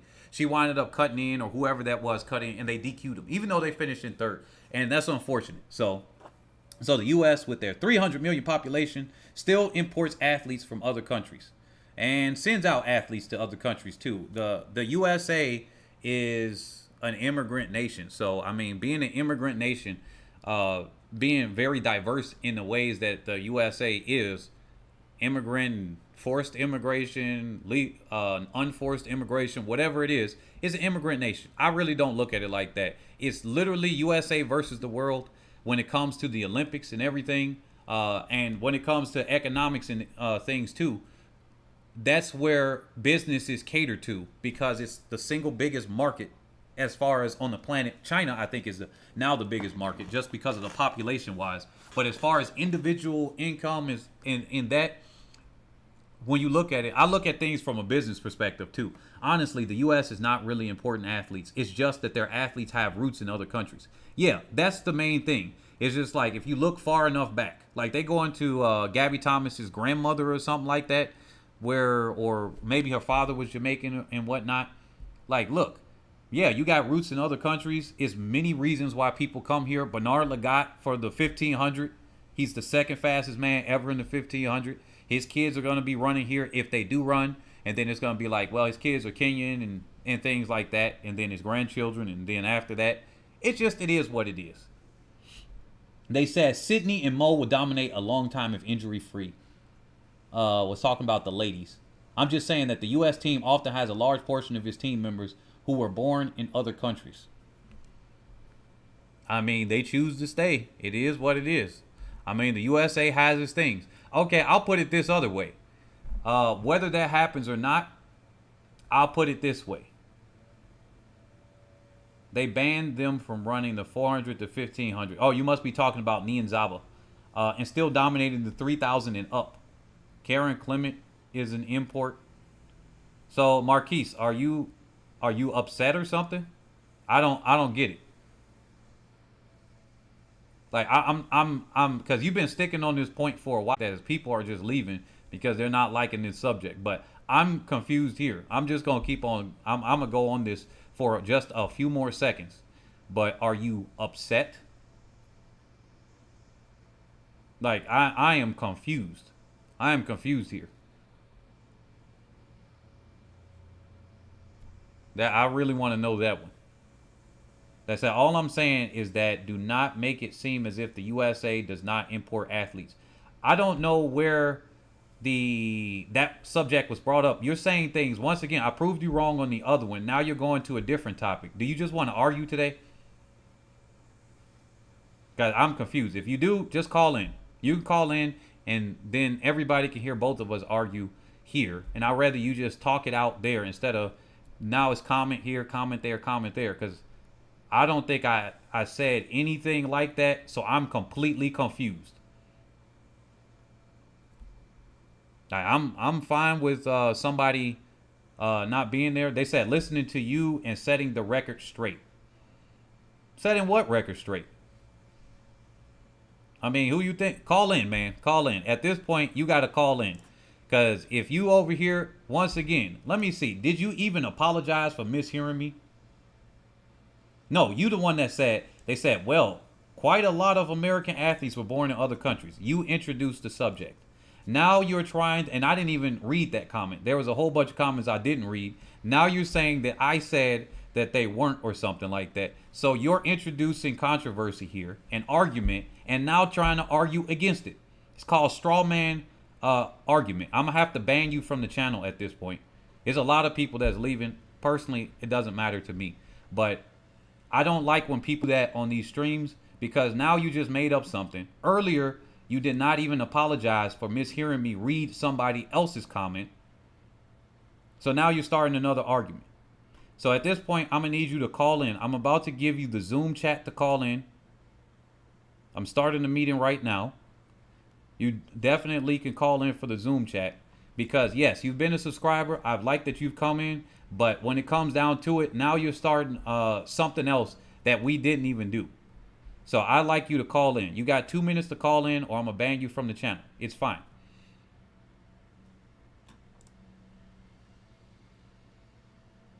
We don't need you on video chat. I just want you to call in so you can voice whatever you're talking about. Because now you're saying, you've been saying stuff I haven't said.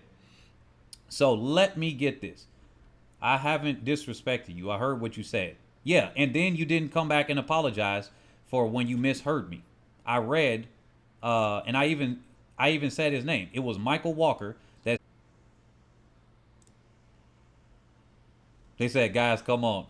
No, I mean, I just settled this. This is what I've been trying to do anyway. If somebody has a big disagreement like that, when it comes in, like when somebody comes in and they said, hey, when they come in and they say that, hey, such and such is a drug cheat. Or the other guy that was like, yo, black Americans, top of the list or whatever. It depends. He might be talking about economically or something. He might be talking about something else. I want to hear what the people say. But this one, you're doing the text chat. It slows down all of this. And now we're getting all confused. So at this point, it's just better if you just call in. Because now I'm going to let you talk completely straight. And then I can just, wherever the misunderstanding is, we straighten it out. That's why I would like you to call in. So I'm about to share this Zoom chat with you. Let me do the invite here. And then all you got to do, I don't need you on video chat. I don't need anybody like that. I just want you to call in to the Zoom. That's all. And then you voice whatever you're voicing, because clearly you misunderstand a lot. You said you wanted to put me in my place or whatever. Okay, cool. Put me in my place on something I didn't say. And introduce the topic I didn't say. There is the Zoom chat right there. That is only for Marquise. I would like you to call in. I'll give you 2 minutes from now to call in, or I'm going to have to, unfortunately, ban you from the chat. I want you to be able to say what you're saying. I even was talking about here, Regina George was born in the USA, and she represented Nigeria. I have thought about representing, different countries in Africa. I've never been born in, don't have any roots. I got loose roots in Ethiopia and whatnot. But I thought about doing that, and that could be an export, I guess, or whatever. I've never said anything about that. You don't have me on video saying that. So you can go back to this same video right here. That's the good thing about the internet. I got it right here. You can just scroll back about 20 minutes, and then you can scroll back 45 minutes or so, as I kept a note right here when I was reading out Michael's comment and said his name that he said it. They said, Head and Shoulder, ATR, do you think IOC and IAAF banned Niyonzaba from running 800 is justifiable? I think they started winning too much, and that once they started winning and taking out athletes that could have had a chance, I think that they didn't want to see those athletes do well anymore, right? It could have been for different reasons. I have a video speculating that where I said, hey, look, they probably wanted some more European athletes to do a little bit better in there. But hey, because it coincidentally is in the events that the European athletes have a chance. Because remember, at the end of the day, what they try to do at these World Athletics is try to get the most participation from the countries. They're trying to make sure that more and more nations, it's a rotation of nations. Yeah, sure. Jamaica dominating in the sprint events is all cool and all, but if they can get somebody else to come in and dominate with the sprint events, then that's what they're going to do. Like, that's what they're going to do. They want to have somebody else to come in. That's why and especially think from Europe's perspective, they're getting the rest of the world trouncing on them in every single event except for the field events. And so now they're like, yo, how can we make sure? And this one, they've banned athletes in the past for this. And that's where Caster Semenya was going to be banned. I don't know if you all know this. They've had European athletes with too much testosterone. They've had Asian athletes with too much testosterone. So I can't say it's an African specific thing. It's just that Semenya sued them. She went to court. The other athletes in the past did not. They just took their ban and they took it on the chin. They couldn't run anymore. The difference is Semenya actually had made some money and had enough money to go to a court case in order to have lawyers and everything like that. Whereas in the past, the Asian Game winners, winner back from 2006. Look at the 800. The woman that ran there for India. Right after that race, she got listed as an androgen. It's one of those androgen things. So it's an XX chromosome. So you got two X chromosomes like a woman, but then you got an extra Y chromosome. The Y chromosome is smaller and weaker than it would be in a man, and already the Y chromosome is smaller, but it gives you slightly more testosterone. So I don't think that was necessarily, I can't make a call on whether they were right or wrong, because that's a sensitive topic. A lot of people are like, yeah, they're men. They got internal testes. Most of these people have internal testes, but they get raised as a woman. They don't know it. Imagine you are in their shoes. You are raised as a woman, and for all you know that you are a woman, right? At this point, that would be like you got internal testes, a undersized penis that's internal. It's internal, right? It's not external. It's internal. So you do have a vagina as well. So you have a vagina. All you know, you're a woman. Your parents are raising you as a woman. There are some women that look more masculine than others, right? So just because somebody looks masculine is not enough proof that they are a man either. That's what a lot of people are saying. So yeah. You said, do what you must. You said U.S. born athletes represented other countries because U.S. has so many athletes. Just reminding you that U.S. teams also include many imported athletes from other countries. I can't call now, so ban me. They said, so just reminding you that U.S. teams also include many imported athletes. So I don't see how both of those can't be true at the same time. That's what I'm confused with. I'll let you go on this one because you've not actually done too much as a harm, but in the future, anybody else that I'm asking to call in, I am going to ban them. I'll just ask the moderators to ban, but I'll pass on this one. But in the future, I will do that because mainly it's people saying this person is a drug cheat, and I want them to provide evidence. They can't provide evidence, so long.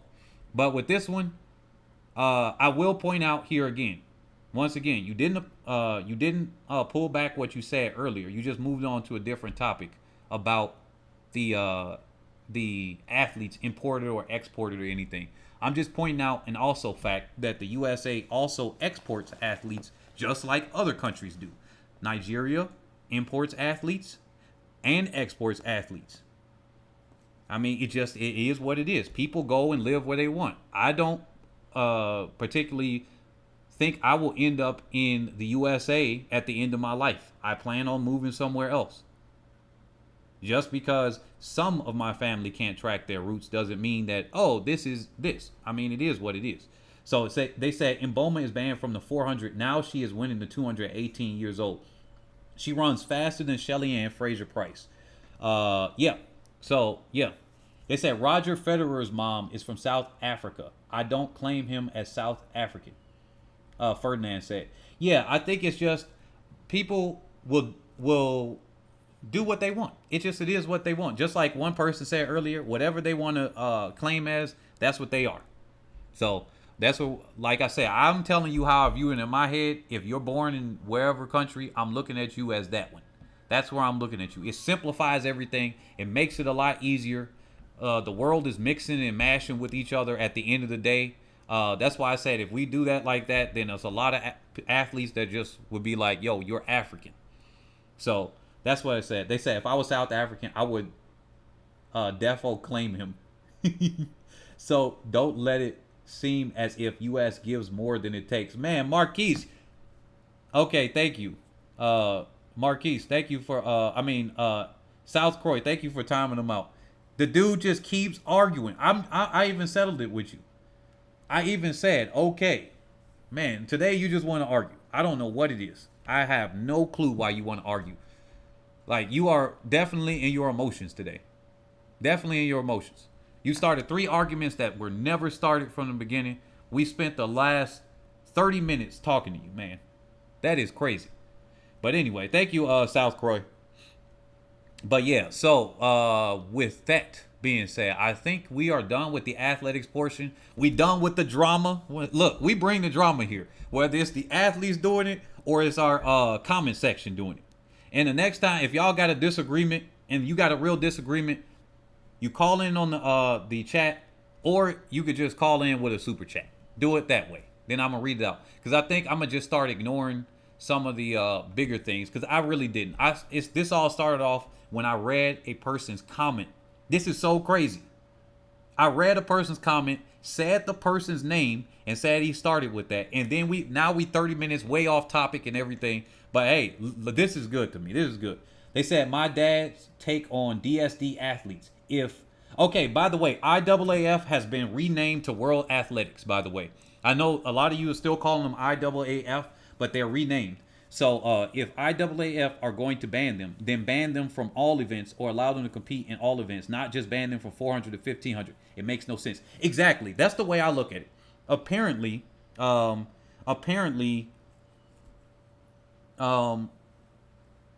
guess the doctor said that there is more of an advantage with testosterone between those events, but not the other ones. I got no clue on that. I'm not a medical professional. I'd like to eventually bring some on. I got a person I used to date. Her dad is a biochemist, and she was definitely into a geneticist and everything like that, or genetics. So I'm going to ask them and see if that has anything to do with it. If they have the knowledge there, they might just say, yo, that's out of my range. But I'm going to try to get people here. This channel is all about trying to get everything fact-based and everything. Hey, look, we had a hiccup today. It is what it is. It happens. But look, and then Ferdinand said, I respect your opinion, Carol FB. Yeah, if some people want to claim the people, that's fine. I'm just telling you my understanding and how I look at it. Like, it is what it is. But I think we're all done today for athletics. Now we're in overtime. Thank you all for catching us here. I'm about to go straight into cryptocurrencies. So if you're not interested in that, you can take your leave now. I appreciate everybody that's been out here. We're going to spend probably another 30 minutes with that, and then that's all. I'm actually going to tell people about the cryptocurrencies that I'm going to be invested in and everything like that. I do appreciate the 150 plus people that are still here. y'all keeping this channel alive and keeping it going, because I'm going to do that. Also, for the people that are still listening, hey, look, if you guys want me to cover certain athletes, I got to think about the Masters athletes, because I found that has the least interest among people. But if you want to see Masters athletes, definitely leave it in the comment section after this video goes live. I'm going to read the comments here and everything like that. African Beauty 7 said Sha'Carri and her being promulgated as a hero by a lot of black Americans who have also co-signed her xenophobia has rubbed other black people in the diaspora the wrong way. It is what it is. Usually I'll put it this way. Usually the Pan-Africanism and everything got started in the U.S., right? And usually a lot of us are on the receiving end, and I don't know what it is with people that like to argue about the things, because I don't think it started from her or propagated from her. It's just something that already existed between people, and then there's a term called akata that we get called in Nigeria. It's a very disrespectful thing. I didn't go to somebody and say that. They say I'm akata or whatever. I'm not a true African or something like that. That just happens there. Some people are doing that. They say, hey, they're black people. I don't think there's anything about a lot of anti-black xenophobia or something like that. I have not seen that, right? I see the rivalry between black Americans and Jamaicans. Yeah, definitely. But I don't see I don't see what you're talking about.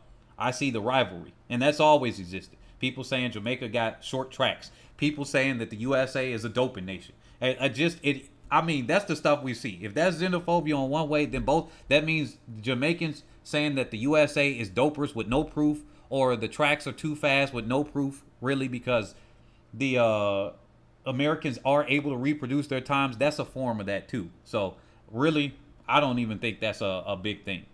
It said move to South Africa. I might. So anyway, let me get over here to the cryptocurrencies. Let me take all of these freaking lines and indicators off that you guys may or may not understand. So let's just get here straight out. So for the people that want to be able to build up their investments and things like that, here's something here. Not financial advice. Let me zoom out on this screen so that I can just show you now. So let me equalize this. So what you guys are looking at here, it says Sha'Carri liked a very inappropriate tweet after weeks of being taunted. That's it, and that's all. Oh, really? Wow. They say I've been sold out by black Americans on the job several times, so it goes both ways. I don't think all black Americans are like this. Yeah, that's why I said it's just certain people. That's why I said I don't personally lump anybody together as anything like that. I just am like, man, it'd be crazy. The rivalry between USA and Jamaica, not black Americans. USA is our rival. Rivalry is good. Yeah, Marquise, I do agree with you. I definitely do agree. Okay, so here we go. This is the screen right here. You guys are able to see this whole screen. I'm very bullish on crypto, especially Dogecoin and Ethereum. Oh my goodness, man. Look, if I told you how much I accidentally held my Dogecoin, and that's looking pretty good. I don't want to say it here in the public about on that one. But if you were in the Discord or something chatting with me, I might say that, or in our private group and whatnot, or something like that. But I got enough Dogecoin where I'm doing pretty good. I'll say it like this. I am able to not work for some years because of my cryptocurrencies. All right. That's where I am on this whole thing. So I am able to not work for years because of that. And I am grateful for the skill set that I developed and everything. I can't use it for another job or anything. So I'm going to just talk about it here. Now, here is something called REEF, R-E-E-F. Let me say this is not financial advice, because I am not a financial advisor, tax specialist, or anything like that. You better go to your own and do your own research. Now, with that disclaimer out of the way, let's look at it this way. So there's something called REEF, REEF. So typically on my charts, this is how I do. A breakout area is a white line. Like if you break out to either side of that, that's where area is. Some of them are marked up and I got to explain them. So this is an area where it's there. A green is typically, I would mark as a support. red is resistance, and then blue is a target in this morning. So what we're talking about here is if you entered somewhere in this area, your take profit is going to be this green. Reason being is because the overall target is way up here and actually much higher. There's only so much I can say here in the public. So Reef, it's a cryptocurrency that is called Reef.finance. You can look them up on coinmarketcap.com. Matter of fact, and see exactly what they're about. I'm more of the chart guy. I look at charts more so than what the cryptocurrencies do. I do make sure that they're not out and out scams, because we got scam blasters all over the place. There's something called Safe Moon, Cum Rocket, and everything. Clear scams, clearly something that you guys don't want to go into. Yeah, sure, you want to gamble your money away and risk that. I wouldn't do that. Me personally, I would not gamble or risk that. For the people that are just joining now, we're talking about cryptocurrencies. So if you were here for the other stuff, that is way back, even 10 minutes ago. That's something there. Levon said, do you trade options as well?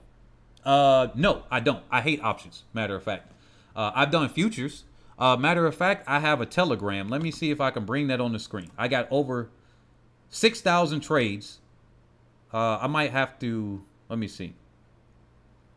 Hold on. Where is it at? Oh, I got to bring up my Telegram. So I'm going to bring up the Telegram here. But I got over 6,000 trades here.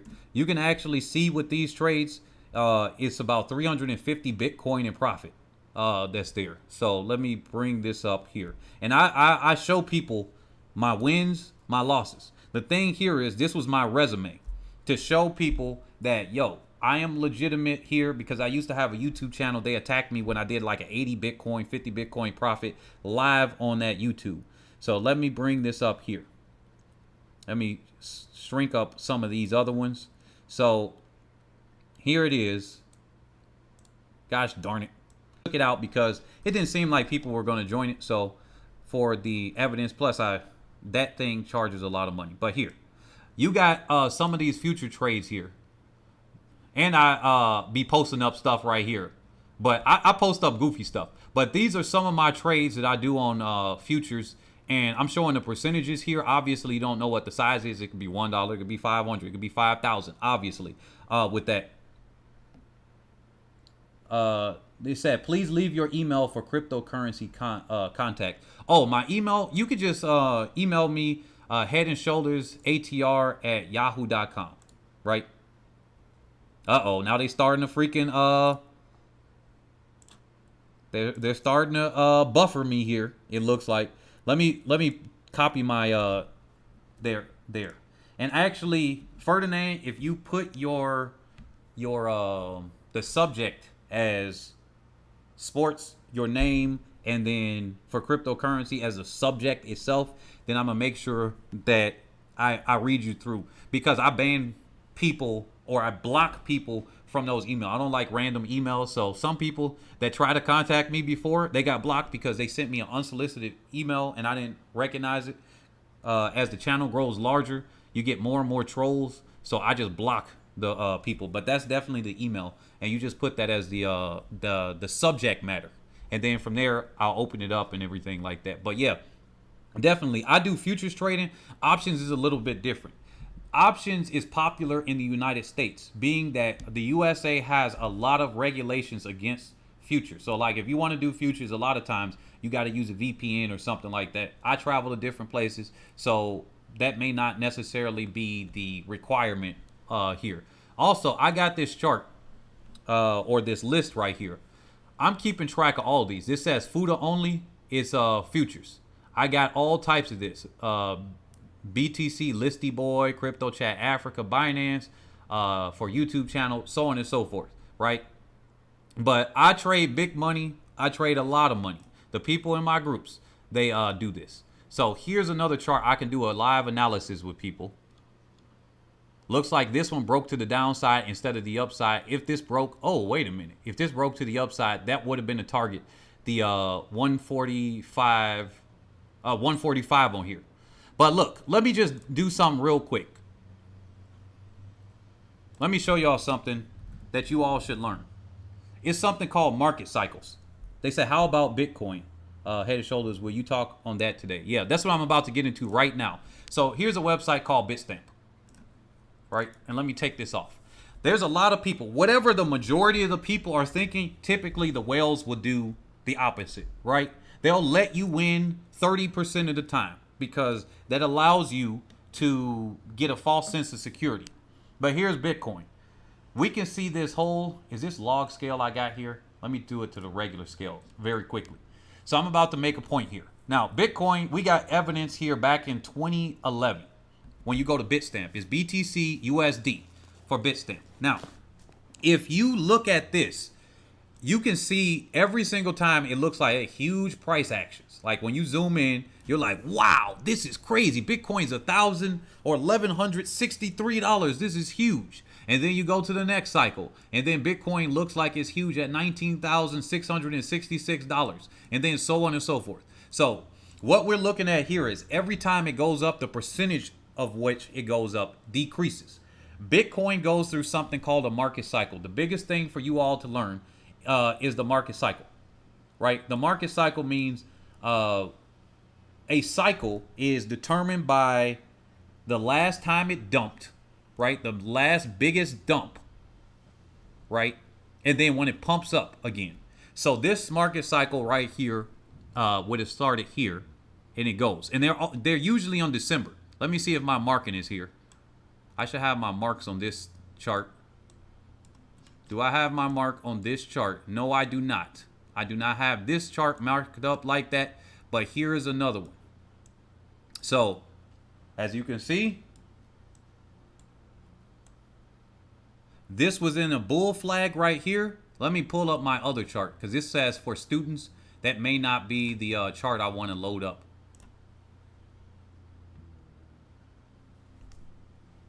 I want to pull you guys up the appropriate chart so that we're looking at the same thing. All right, pull this stuff off. And also, you can trade this without indicators. My main students that I am teaching and everything, but you don't really need it. I've done naked trading for the most part. Okay, here we go. I think this is the one that's marked up properly. Let's see, because I marked these up like crazy. Yes, here it is. Here are the market cycles right here that I was talking about. This is the number one thing that you would know. So how much do you need to start fresh? In my opinion, I think if you got $10,000, you're good to go in the game, right? If you're below that, I mean, obviously you could still do it because you could start with like a penny, the equivalent to US penny and whatnot. But I think to be a competent person, you want to be able to have at least, $10,000 because you yourself want to be able to move money and see a sizable profit. I do something called swing trading. Now I do scalping. That's how I'm able to do those 6,000 plus trades since December 2020. But swing trades are going to make you the most money, as well as buy and hold investing, if you do the proper timing. This is the market cycle. Now, remember, we are in 4-year cycles. What that means is, and normally I don't even talk about this to the public, but you guys are here. I'm glad you guys are here. We got 4-year cycles. Now, there's something called a 12-year cycle and a 16-year cycle. You have 4-year mini cycles. And the reason why I have this here brought up is that December of every year, there's usually some kind of a big move right around between the 10th to about the 18th, give or take about 3 days in either direction. You see it here. It says December 12th, December 13th, the 14th. Oh, not 12th. This is 2012. But December 17th, I got this on the 17th of each month that I got matched up. Right after the 17th, it pumped and dumped. Right after the 17th here, it did almost nothing, but it pumped up before that, and so on and so forth. I equalized it. Now, we are in the third 4-year cycle of Bitcoin. So let me get on to the weekly chart, because you might be able to see it here. I'm going to have to make this. And I remember marking this when I was in the bear market. I kept shorting. People have a nickname for me about short bus or short master or short bus something. I forgot what the other one was. But I love shorting the market because prices go down a lot faster than they go up. And then you can get in and get out, get your money real quick. But here, we've gone through 1, 2, and then this is 3, right? This is the third 4-year cycle. What normally happens is they dump right here. Here's your the end of your last 4-year cycle, right? Coming off to here, it's marked by a dump. Then it started. Then you have 3 years up. All right, 3 years up. 1 year down, 3 years up. But they didn't mark this. Most people didn't see that this was the bull market. They didn't notice that this bottom right here, that was $3,122, was the actual start of the bull market. I recognized it as the start because I do 4-year cycles. You got to realize that here's the start of this bull market again. It's going to be somewhere around December. Now, this one took in January, but it's going to be somewhere around December most of the time. So when you're looking at this, I'm like, oh, here's November, December. Boom. This is the bottom. And I confirmed it by this. Now, you may see arrows. I think that's on my other chart. Let me go back to this chart. This is where I was using 2 different charts, and I did the daily cycle. This is where the arrows, I charted back here, and you can predict where the bottoms are and where the tops are going to be. It helped me determine that I was going to close my long at $12,000 here, and I made a great decision. What did it do? Repeated the pattern of this. Are anybody losing me right now? They said I will do so. I think you will also recognize my name. Yeah, Ferdinand said. Am I confusing anybody? Because I might be jumping around a little bit here. And so if I'm confusing you, they said, oh, shoot, you trade? I'm trying to go full-time trading. I trade US 30, NASDAQ 100, and gold. Yeah, I do trade. Man, I'm a scalper. But that's one of the hardest things to do. I almost suggest people not to do that because they lose. Most people lose money. I'm fortunate enough that I don't have to work. I don't have to trade anymore, actually. I got enough that I don't have to do anything right now. Like the YouTube channel was just something I said, okay, I got enough time. I can do it for fun and everything. And then now we happen to have a larger audience here. And I happen to, make a little bit of money off the YouTube channel. It's not even that much, but I can see where I can grow it to. I can see where that goes. And I can combine this with NFTs and things and prizes with people where we could all make money on it. But yeah, from trading and swing trading and everything, I am well taken care of, fortunately, thankfully enough. And this was my Telegram group where it says testimonial page for CTAI, crypto trading and investing. I named it something simple. Yeah, you can see a lot of my trades. You can see some of my losses, some of those. Sometimes I'm just trading with smaller amounts of money. And I'll tell you, if you say, hey, I want to see the trade behind your 116% profit. Okay, cool. I got the trade right there. I can show you how much money that was made. Even if you go, I don't want to expose people's names that shouldn't be exposed here. So let me go on this other one. But anyway, let me get back on topic because I don't want to shill out my Telegram group or anything like that. You guys already know. If you want to see it, 50-something Bitcoin profit on that screenshot. I got the video doing it live. I did it on YouTube. And right after that, these fake old YouTubers came and started doing false copyright strikes on me and shut me down. It was unfortunate. And I had no recourse. But here, notice, patterns repeat themselves. Remember, I said the past is the best indicator of the future, not the only one. And the reason why I say it is mainly because I learned it in trading. I learned this through the hard knocks of being in the stock market first, and then brought it over to crypto, and I'm winning. So, do you notice that this pattern right here looks very similar to this right here? This little Christmas tree pattern is this Christmas tree pattern. I literally was able to trade this bull market, although I still called it a bear market because it was still generally going down, based on this pattern alone. And then recognizing that this and this were similar to how this top was in here. It repeated the pattern. Where it broke was right here. Instead of this going here and then going down and continuing to go down, instead, that pattern broke to the upside right here and never came back down. And this is when I say, oh, Bitcoin's going to be here. Rate. This is why the testimonial group is good, because I'll be like, yo, this thing is going to happen. Sell in May and go away. The Bitcoin market and crypto market is going to come back at most likely toward late August to sometime in September. Is going to be 50,000. Now, this is what I did before I didn't update the chart, because I said if it's going to be some kind of a bear flag, it will go up like this. It did not turn into a bear flag. Instead, it broke down early, which invalidated this bear flag. And then I said the bottom was set on May 19th. What was the bottom set? Now, I'm basing it on futures. The spot market went lower than that, but futures, the bottom was May 19th. The reason why I know this is because I do pattern trading. Trend line and pattern trading, the market cycles tell you everything. The market cycle tells me that this was not the top right here. But the market cycle also, here's something that I want to show you guys. Most people don't know. Bitcoin has never had over 6 green monthly candles. And this is how I was able to short Bitcoin at 60,000. And then, of course, I was sweating because it went a little bit higher to 60,000. So I was sweating a little bit. But I had my stop loss at 73,000. So I didn't have myself where I was going to get liquidated for a while. But yeah, here's 1, 2, 3, 4, 5, 6 green candles. It's never gotten over 6 green monthly candles. 1, 2, 3, 4, 5. Here we go. 1, 2, 3. 1, 2, 3, 4, 5. Again, it had 6 at some other point way in the past. Back here in 2012. 1, 2, 3, 4, 5, 6. The next time Bitcoin does 6 is likely to break the trend.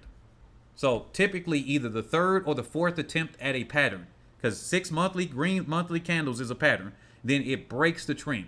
So it was a 50-50 on this one. Then it becomes a 60-40 or a 66-33 on the next time it goes. And then if it attempts it a fourth time, then I'm just going to go long randomly if I'm not already long. And I'm just going to trust myself on it to go long randomly the fourth time it attempts 6 green monthly candles. So I'm going to be on the lookout. You guys be on the lookout for that. Like I said, not financial advice or anything with this. You got to do your own research, and your research come here on TradingView. Go to Bitstamp, BTC, USD, and look at it for yourself.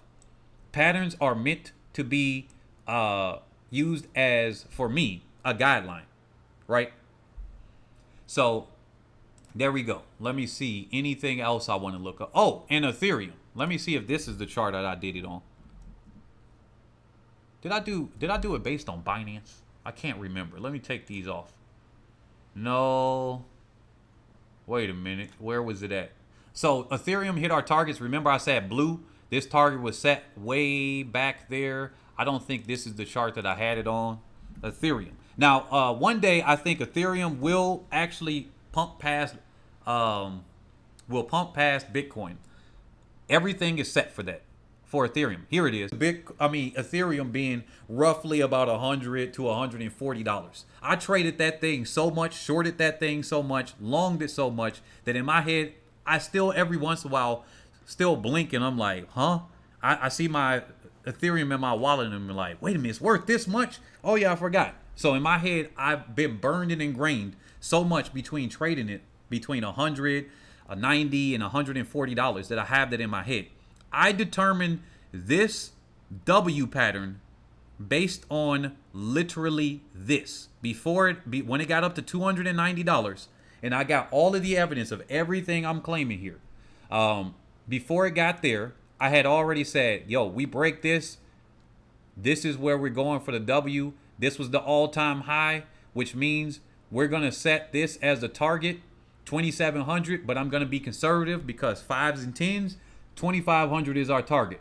What did we do? We went to freaking 2,500, wick down, 2,500 again, wick down, and then it blasted off. So when we want and get our take profit areas, which doesn't mean close the trade altogether, it just means a certain thing for my students.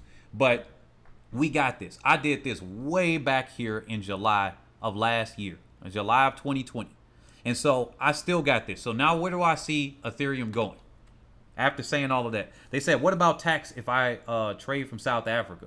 I'm not a tax expert, man. You got to look at your own country's policies. Everybody's different. Like in Germany, for instance, in Germany, if you hold a crypto asset, and I think it's specifically Bitcoin, for over a year, you pay no taxes.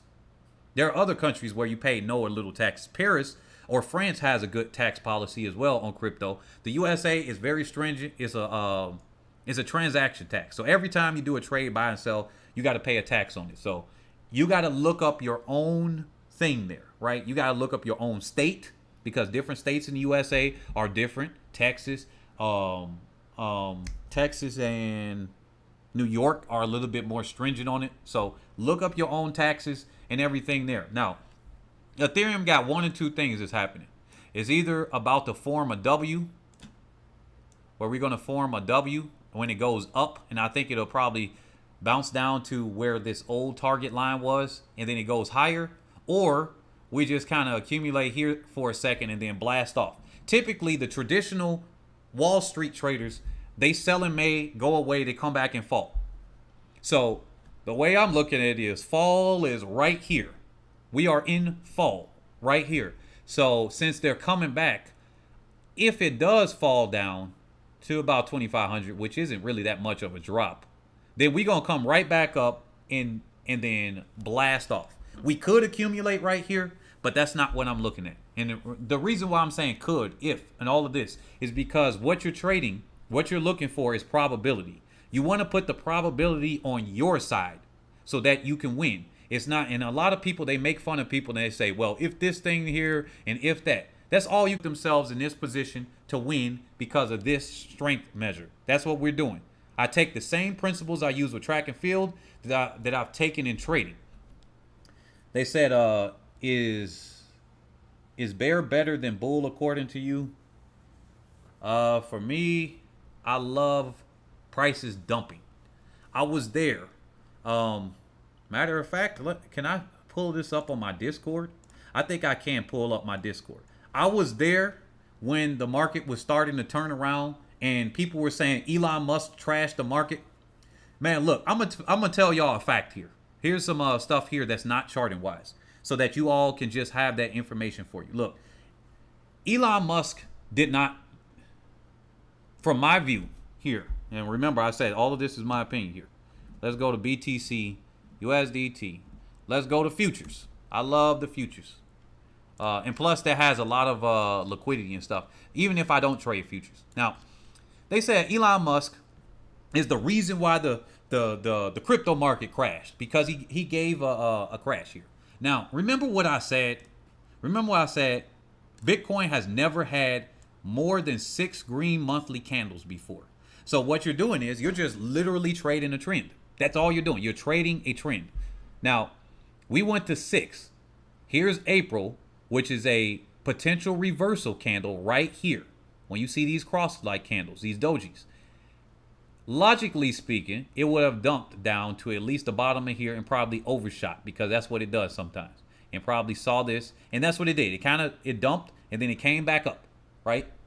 So they said Elon trashing the market is how I knew it was time to get in.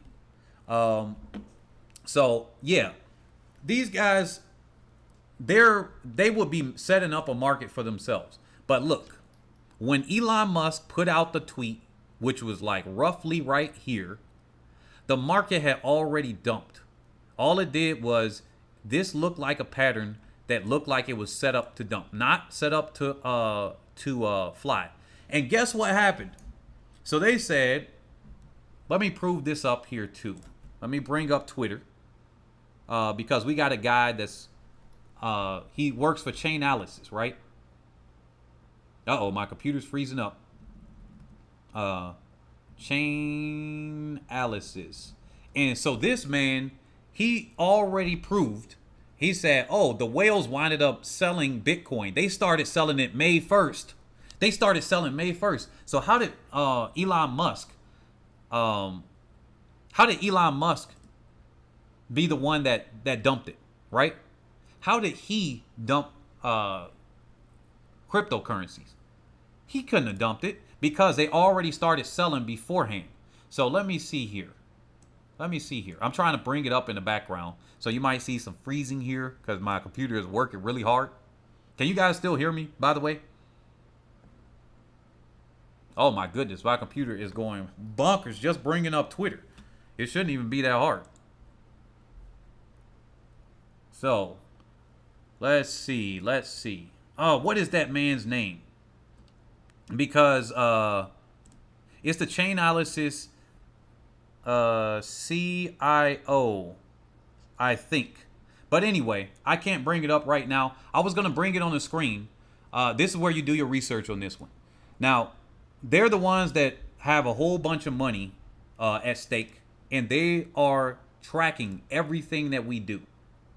So let me see if I can bring it up on my other computer in the background, because I forget the guy's name, and it's easy to look him up by name. But what it showed was that the whales basically sold I'm going to throw out a number here. It was a different number. But they sold, let's say, 3,000 or 30,000 Bitcoin. 30,000 Bitcoin. Not $30,000. 30,000 Bitcoin between May 1st and May 19th. Right? And this is where they sold off. And we were here live. Okay, now, the second thing. After that, the next 3 to 4 days, they winded up getting a profit on top of that. So they sold 30,000 Bitcoin. Now remember, that's not the exact number, but they winded up getting another like 15% on top of that. So let's just say they bought back, I think it was like 35,000, and then they bought back 54,000. So then they had way more Bitcoin than they started with. This had nothing to do with Elon. If anything, Elon was just the guy that was pumping and dumping the thing. And of course, it's not regulations in that market. So you can get away with doing those things. And it's not necessarily Elon doing it. Think about it like this. They said if Elon controlled the market, for instance, the SEC would be on his butt, because they got on his butt because he said something about Tesla and then they took away his privileges. So why would he be able to control the market, right? He's not necessarily controlling the market. What they do is he also tweeted a second time right over here and said, I miss you, Bitcoin. And then they said the market dumped. No, I was trading live. I remember I said, oh, shoot, Bitcoin looks weak. Bitcoin started to dump literally 15 minutes before he tweeted. After he tweeted, it just had a slightly bigger dump. That was all. Slightly bigger. And then it just kept going down. It was already dumping before that. I was paying attention to the market. Somebody in the group, in my Discord group, they said, yo, this is what's going on. I was like, good thing we got out. I already said it here. All right. They said they won't allow. I heard they won't allow Bezos to tweet because he has the ability to crash the market. You want me to cover something in general or specific, or you're interested in, I don't know, just the cryptocurrencies in general? Because we got roughly about 50 people that going in and out and stuff like that. So let me know. Let me see. Let me see here. Let me try to go back to my old school. 50%. Anybody have any questions? Because I'm looking for something while you guys are putting together your questions. Putting together your questions. I'm going to be looking for where we were talking about Bitcoin before. No, that's January. And I remember before all of this, C19 stuff, COVIDs, we were talking about, I remember announcing right before that within 24 to 72 hours, we probably going to see Bitcoin crash by 50% or 35% or more. And there was a specific reason. I'm about to bring this up so you all can see this on screen. That I'm worth my grain of salt. No, that's March. Nope, I already overshot it. Okay. Wait a minute. Trade. Here we go. So let me take this off. Take this off here. I wish I could close this part out, but we can't. So they said, thank you, Ferdinand said. So yeah, anybody have any questions? Because I'm trying to bring this up in the background. It doesn't look like you guys have questions. So what I'm going to do here is, this is the dump. Bitcoin under $10,000. Oh my goodness, man. I'm dramatic in everything. I'm dramatic in my crypto group. I'm reading some of my old messages. Let's see. And this was back on February 15th. This is what I said. This was before COVID's. They said, oh, COVID's crashed the market. No, the whales needed some excuse to get out. Everything looked weak already. Or they just did insider trading because they knew that the lockdowns would happen. It doesn't matter. Either way, the result is the same. That's why I look at the market cycles and know the pattern. Look at how they do most often. When I hear something and it's really loud, when they say, oh, the Wyckoff method, most people are saying that. I don't even look up no news or anything. If I hear it, then I know that to do the opposite, most likely, because the whales are going to set all of y'all up. They're going to be like, yeah, Bitcoin is going to look like it's going to pump. And then what? Crash that thing right on top of people's head, take their money, fill up their wallets again, just like they do with the stock market. That's just something I had learned from the stock market and appearing here. Oh, wait a minute. No, it was March, wasn't it? Yes, it started in February, but it was March 11th. Now I remember the date. March 11th, 2020. Okay, they said, this sounds similar to momentum trading to me. Am I far off? Yes, I love doing momentum trading. There we go. That is exactly the name of what I do for myself. Now, when it comes to the swing trading, then that's a little bit different. But as far as coming in and out, yes, I love doing momentum trading. But yes, they said this is the yearly low. I see a high likelihood that we hit that. Man, this is crazy. Okay, here it is. I'm about to highlight this for you all here. All right. Now, I'm going to show it on the chart too. Oh my goodness, man, this is hilarious. Wait a minute. Is there something specific I can't share within the group? Hold on. Okay.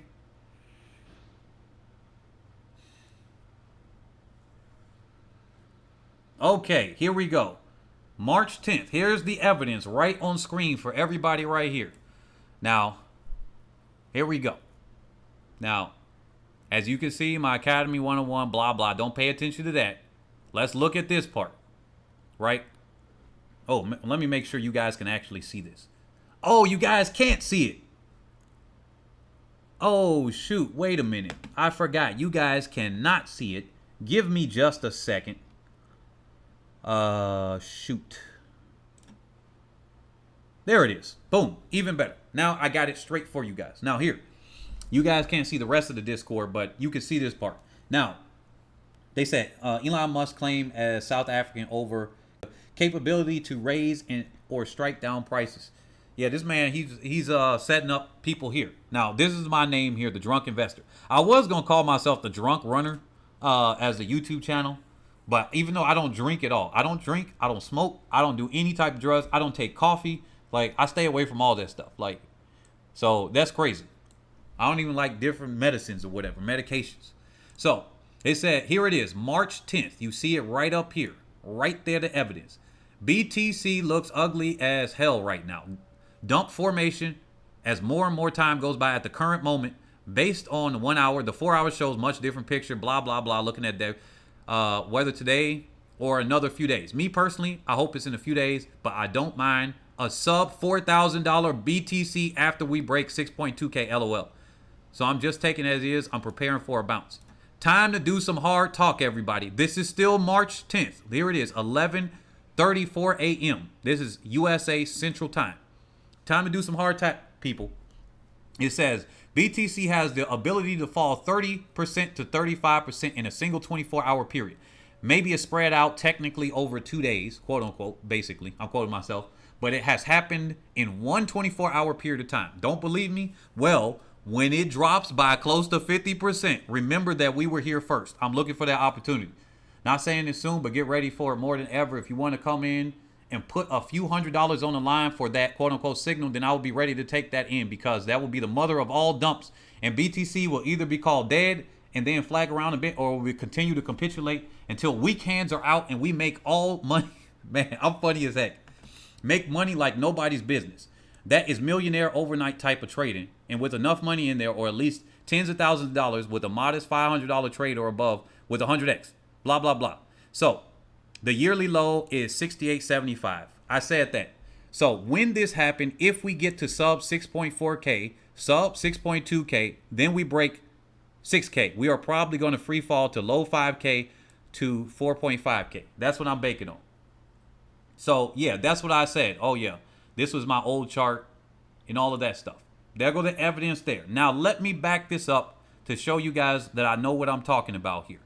Now, remember, that was March 10th that I was talking about. Let's go right back here. March 10th. Now, also, I already talked about here. Here we go. Here is March 10th on the chart. That's the 11th. And here's the 12th. We were talking about this before. We were talking. Oh, wait a minute. Can you guys see that on the screen? Oh, you guys can't see it. I forgot. I got this other screen up. But hold on. Let me go there. So March 11th. Looks like the dump has begun. Right there. We will see shortly if it can convincingly break 7,600. If the short pump fails here, I think it's done. Can pump to 77.60 on a 1 minute chart if it holds. It says BTC is dead in the water. 5K, here we come. I have a short, blah, blah, blah. Here we go. That was me talking to my group there. And I'm just showing you guys, not there to brag or anything, but to just show you the evidence. Like, you don't just want to randomly listen to somebody on the internet without having evidence here. Now, here is March 10th. That's the 11th. Now, remember, the time zones or whatever, how they do these candles, technically, when I said all of that stuff, the 10th is technically the 11th, and the 11th is like the 12th. But that's how they mark the candles. Because even this was still part of the same day. This was March 12th, even hours ahead of me. So it will mark these as two different candles, but this all happened in one 24-hour period.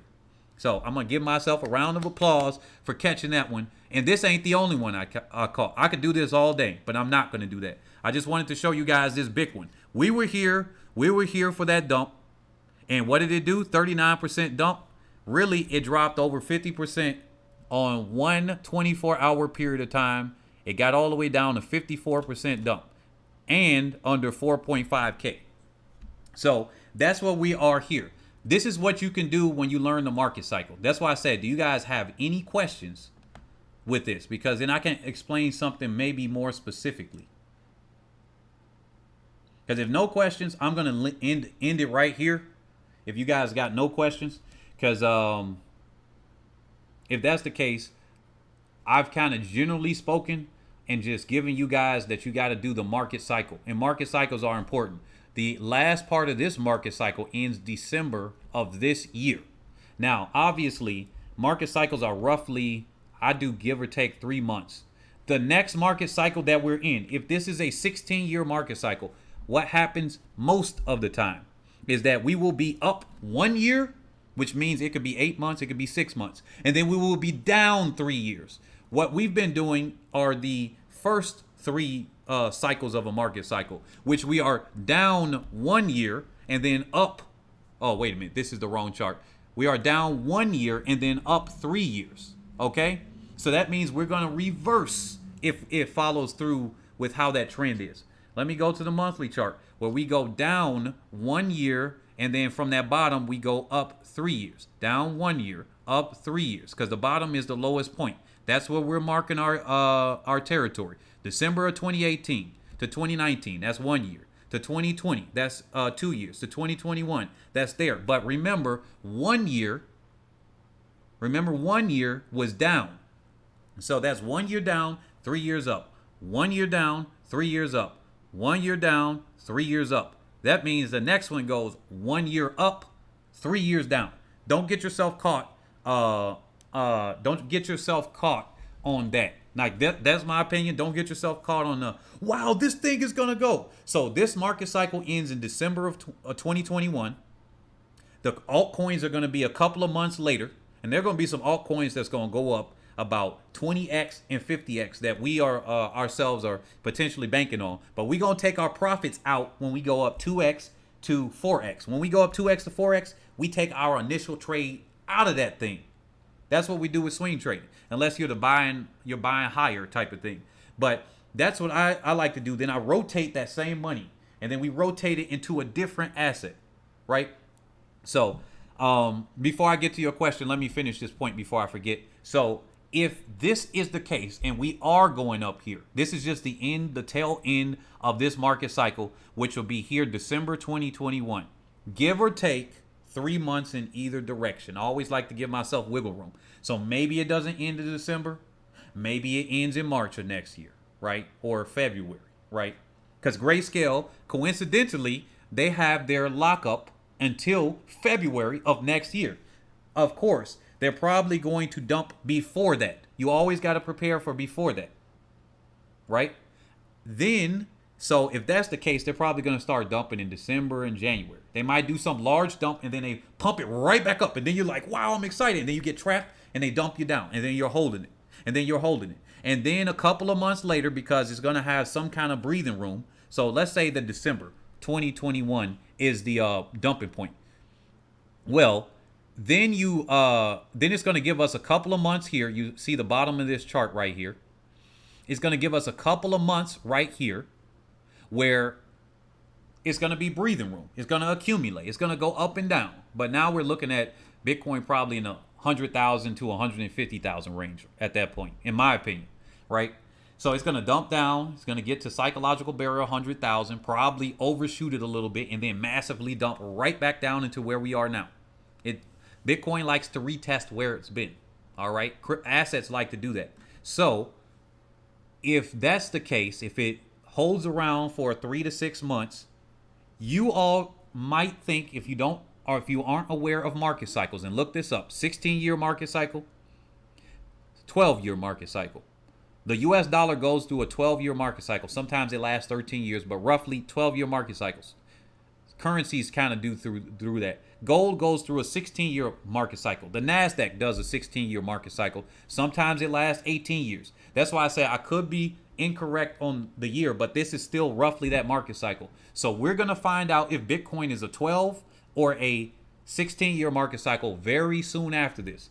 If it stays down for a couple of months, or a few months, not a couple, because that implies two, a few months, 3, 6 months, right? And then it goes up to rocket up higher, especially if it blasts past here or whatever the all-time high, let's just assume it's here, too quickly, then my opinion is that we are going to last through that 6 to 8 months, and then we're going to have 3 years down. That's going to be my view on it. Especially if we end off the end of next year as a new high on top of that, because that will be what people call a quote-unquote super cycle. They're going to say super cycle. They're going to be like, oh, wow, Bitcoin's a super cycle right now. I told you guys. And then you're going to believe them because the hive mind and everybody does that. And then the whales are back there just getting their chopped liver ready because all the lambs are getting ready to go to the slaughter. New people going to get in. It's going to pump really high. And this is my last comment, and then I'm going to answer Levon's question. If you guys, and this is what I want you guys to remember, adoption goes like this. Did you know that less than, I think, 3% adoption rate right now? In order for a trend not to die, I think you got to get to about a 3.1 to 3.4% adoption. So it can still be really small, but it's like it's permanent after you get to that. Now, Bitcoin and crypto are almost at that point. Right?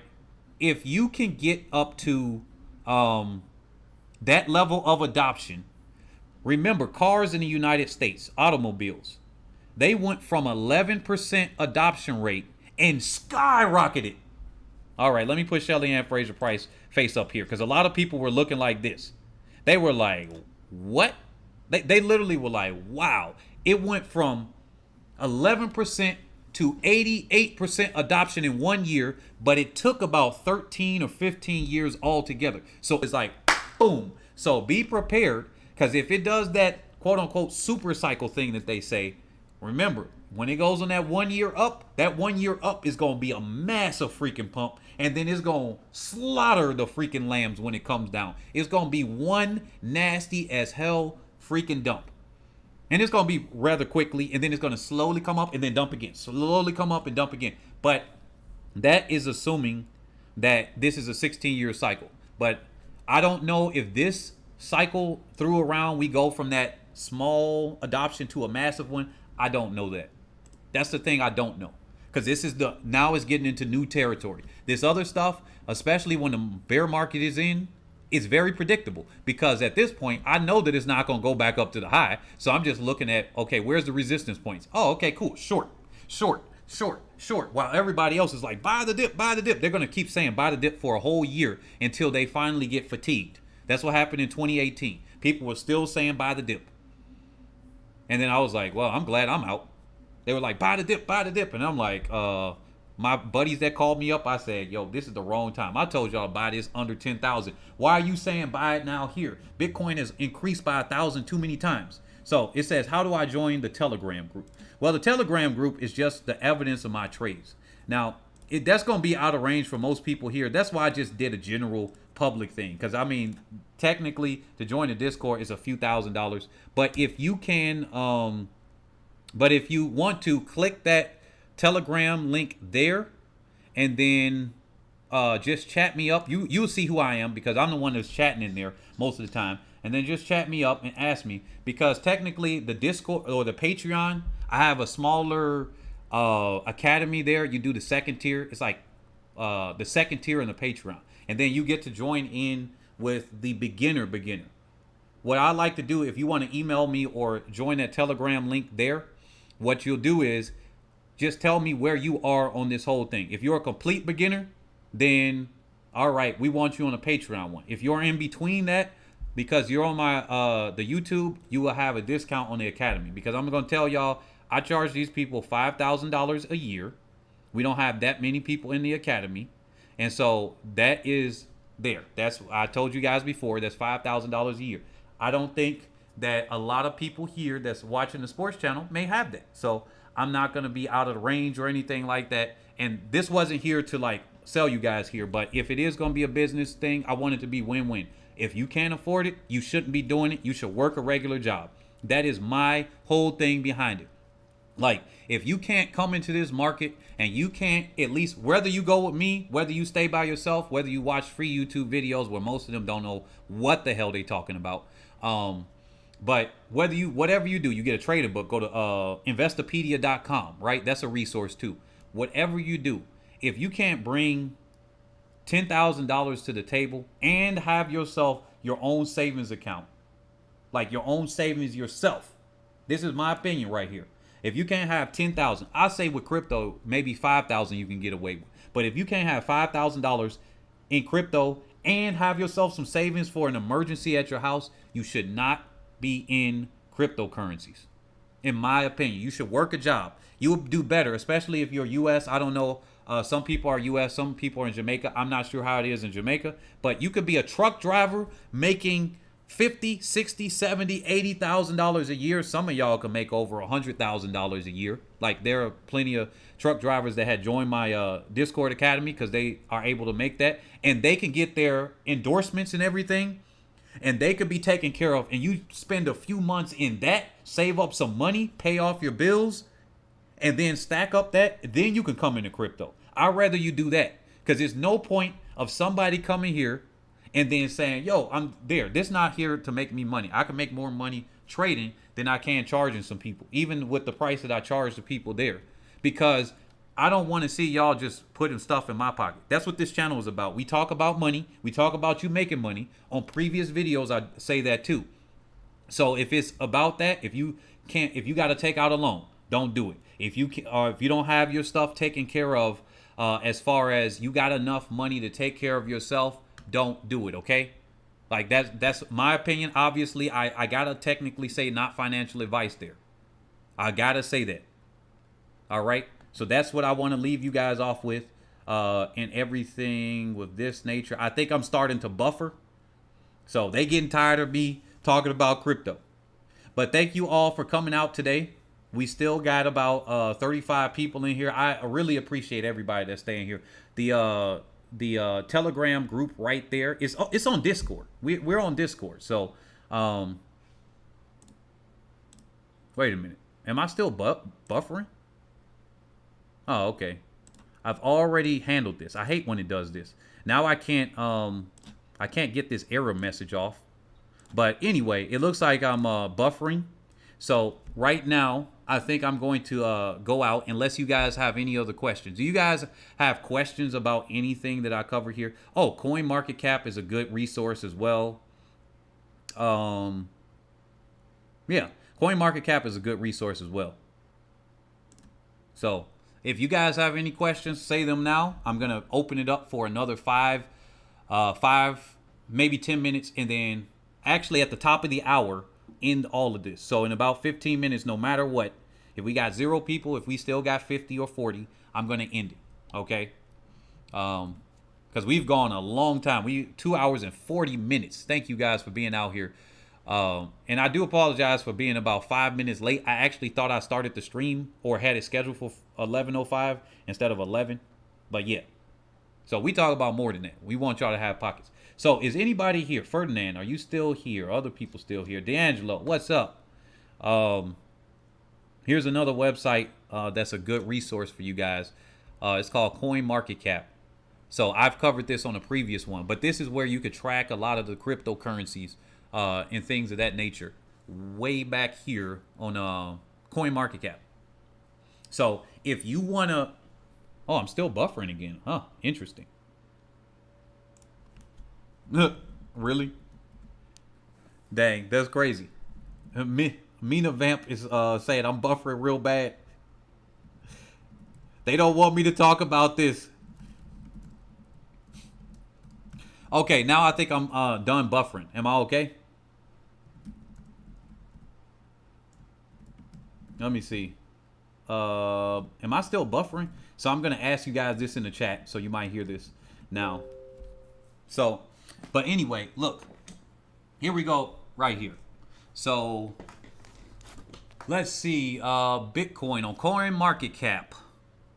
Weren't the 100 times slow Shericka really tired? Man, we all out of the 100. Unless you earlier in the chat, I don't think the 100 times was slow. That was still a fast time. She did what she needed to do as far as Elaine Thompson-Herah. But Shericka, she probably is tired a little bit. I'm constantly getting the circle rotating. I think I'm good now. I think I am good now. Yeah, so Mina Vamp, back out and get back in. But anyway, let me continue this just in case. So yeah, here's the coin market cap. You guys want to get here. Now, they say you can add Tia Jones to the list. So look, this is where you're going to see the rankings. There are, what, 9,000 different cryptocurrencies? It's just too many of them. Oh, look. Dang, the last time I looked at the number, it was like 9,600. There are 11,456 different cryptocurrencies. And most of them are complete trash. Now, they got some mean ones and everything like that. So I want y'all to know this, that there are a couple of good ones here. Now, what's his name here? He asked about Doge. Hey, Scone 100, are you still in the video right now? Because you were asking about Dogecoin. Now, I got a lot of Doge. I think it was complete trash of how it got pumped up. I think it needed a pump. I don't really have respect for Doge too much as far as what it can do, right? Because it has no value in it at all. No intrinsic value. It's just a meme. So I guess the meme can outdo real valuable cryptocurrencies. Like the people that are spending their time on Cardano, the people that are spending their time on Chainlink, the people that are spending their time on, although this has a big security flaw in it, Polygon Matic, the people that are spending their time on VeChain and other cryptocurrencies down here. They got all these people. Oh, and Aave, remember, I told y'all this is like the decentralized bank. You could put your, obviously you got to read their terms of service on how those things are. But that's like, think about Chase Bank, but it had no CEO that's over it. Obviously, they got a foundation and a company that's behind there. But this cryptocurrency, Aave.com also is where you can go. You can deposit and make savings, right? You can have savings off of that. Axie Infinity, this started pumping up like crazy. This is like a Pokemon knockoff right here. So they have a little pets and stuff there. Levon said, I appreciate the resources. No problem. No problem. I'm going to talk about this tomorrow. So if you guys are interested in this cryptocurrencies, tomorrow morning, I think I'm going to start a live stream here at 9 a.m. or 9:30 a.m. One of those two, Central USA time or Central, North American time. And then, because I'm going to end it right here. I'm going to end it 10 minutes early, actually. If you come out at that, we're going to talk about track and field in the beginning. Normally what I do is every week, either at 10 a.m. or 11 a.m., what I do is I do a live stream for 4 hours in our, or I always say it's gonna be 1 hour, but it minimum it lasts 2 hours. I'm like, yeah, today is gonna be short, and then it lasts about 4 hours, and I'm like, what the heck? But I'm going to do a live stream with the crew. I'm gonna invite you all in for the first at least 30 minutes of that after we do the track and field section. So you're going to see how I'm talking about and talking to them about things. Because I did a lot of surface level stuff here, but I'm going to go deeper with them. And I can't go as deep because they actually paid me money in there. But I am going to give you guys a preview of what I talked to them about. And of course, I'm always going to have some free resources and things out here. Because at the end of the day, I do have my videos monetized. I do make a little bit of money off of these. And so if you guys can get some help off of that, cool, right? And then for the people that want to take the next step, want to join an academy, whether it's a beginner one and you join the Patreon, which is going to be much cheaper. It's not going to be the same one as the Discord group now, right? But it is going to be something that can help you with resources to at least get you started. If you get the second tier, the first tier is like $6 for the Patreon. That's just a support. The second tier, I think it jumps up to $50 or something like that. Whatever that price is on the second tier, that's where you can get into those. But if you want to get like a discounted academy that I have for them, then definitely just message me personally after you join that Telegram group. And then just, you'll see my name is Crypto whatever on there. And you see all my posts over and over and over and things like that. But you can't ask a question in the group. I'm going to delete your comment. You got to message me directly. Marketing for myself. So it's a proof of my trades. So people know that I'm real and legitimate and everything. But anyway, crypto.com. I got this card. I'm going to have to co-sign this one to everything. Now look, crypto.com, I'm going to click on this one. At first I was kind of ignoring them. Now this has a cryptocurrency with it called crypto.com by chance. They got, this is funny. If you're in Europe and you're in Africa, this is probably working for you much better than it would for you in the USA. I guess I am going to run this out. We got 7 minutes left and then I'm out. Crypto.com gives you a debit card. Their debit card allows you to sell your crypto without having to go say, all right, I'm selling it with a bank, then I got to bring it here and do all of this stuff. They allow you to sell your cryptocurrency, and then you can also get interest rate. You get some of their CRO back. They used to be called Monaco. Then they renamed themselves. I think they had Floyd Mayweather, or one of them had Floyd Mayweather, and they had Floyd Mayweather got in trouble for advertising them or something like that. But definitely crypto.com, as far as the utility of the card, is something to look into. I don't know what to say about their cryptocurrency right now because I still feel kind of funny about their cryptocurrency. But as far as the card, it's been working pretty well with me.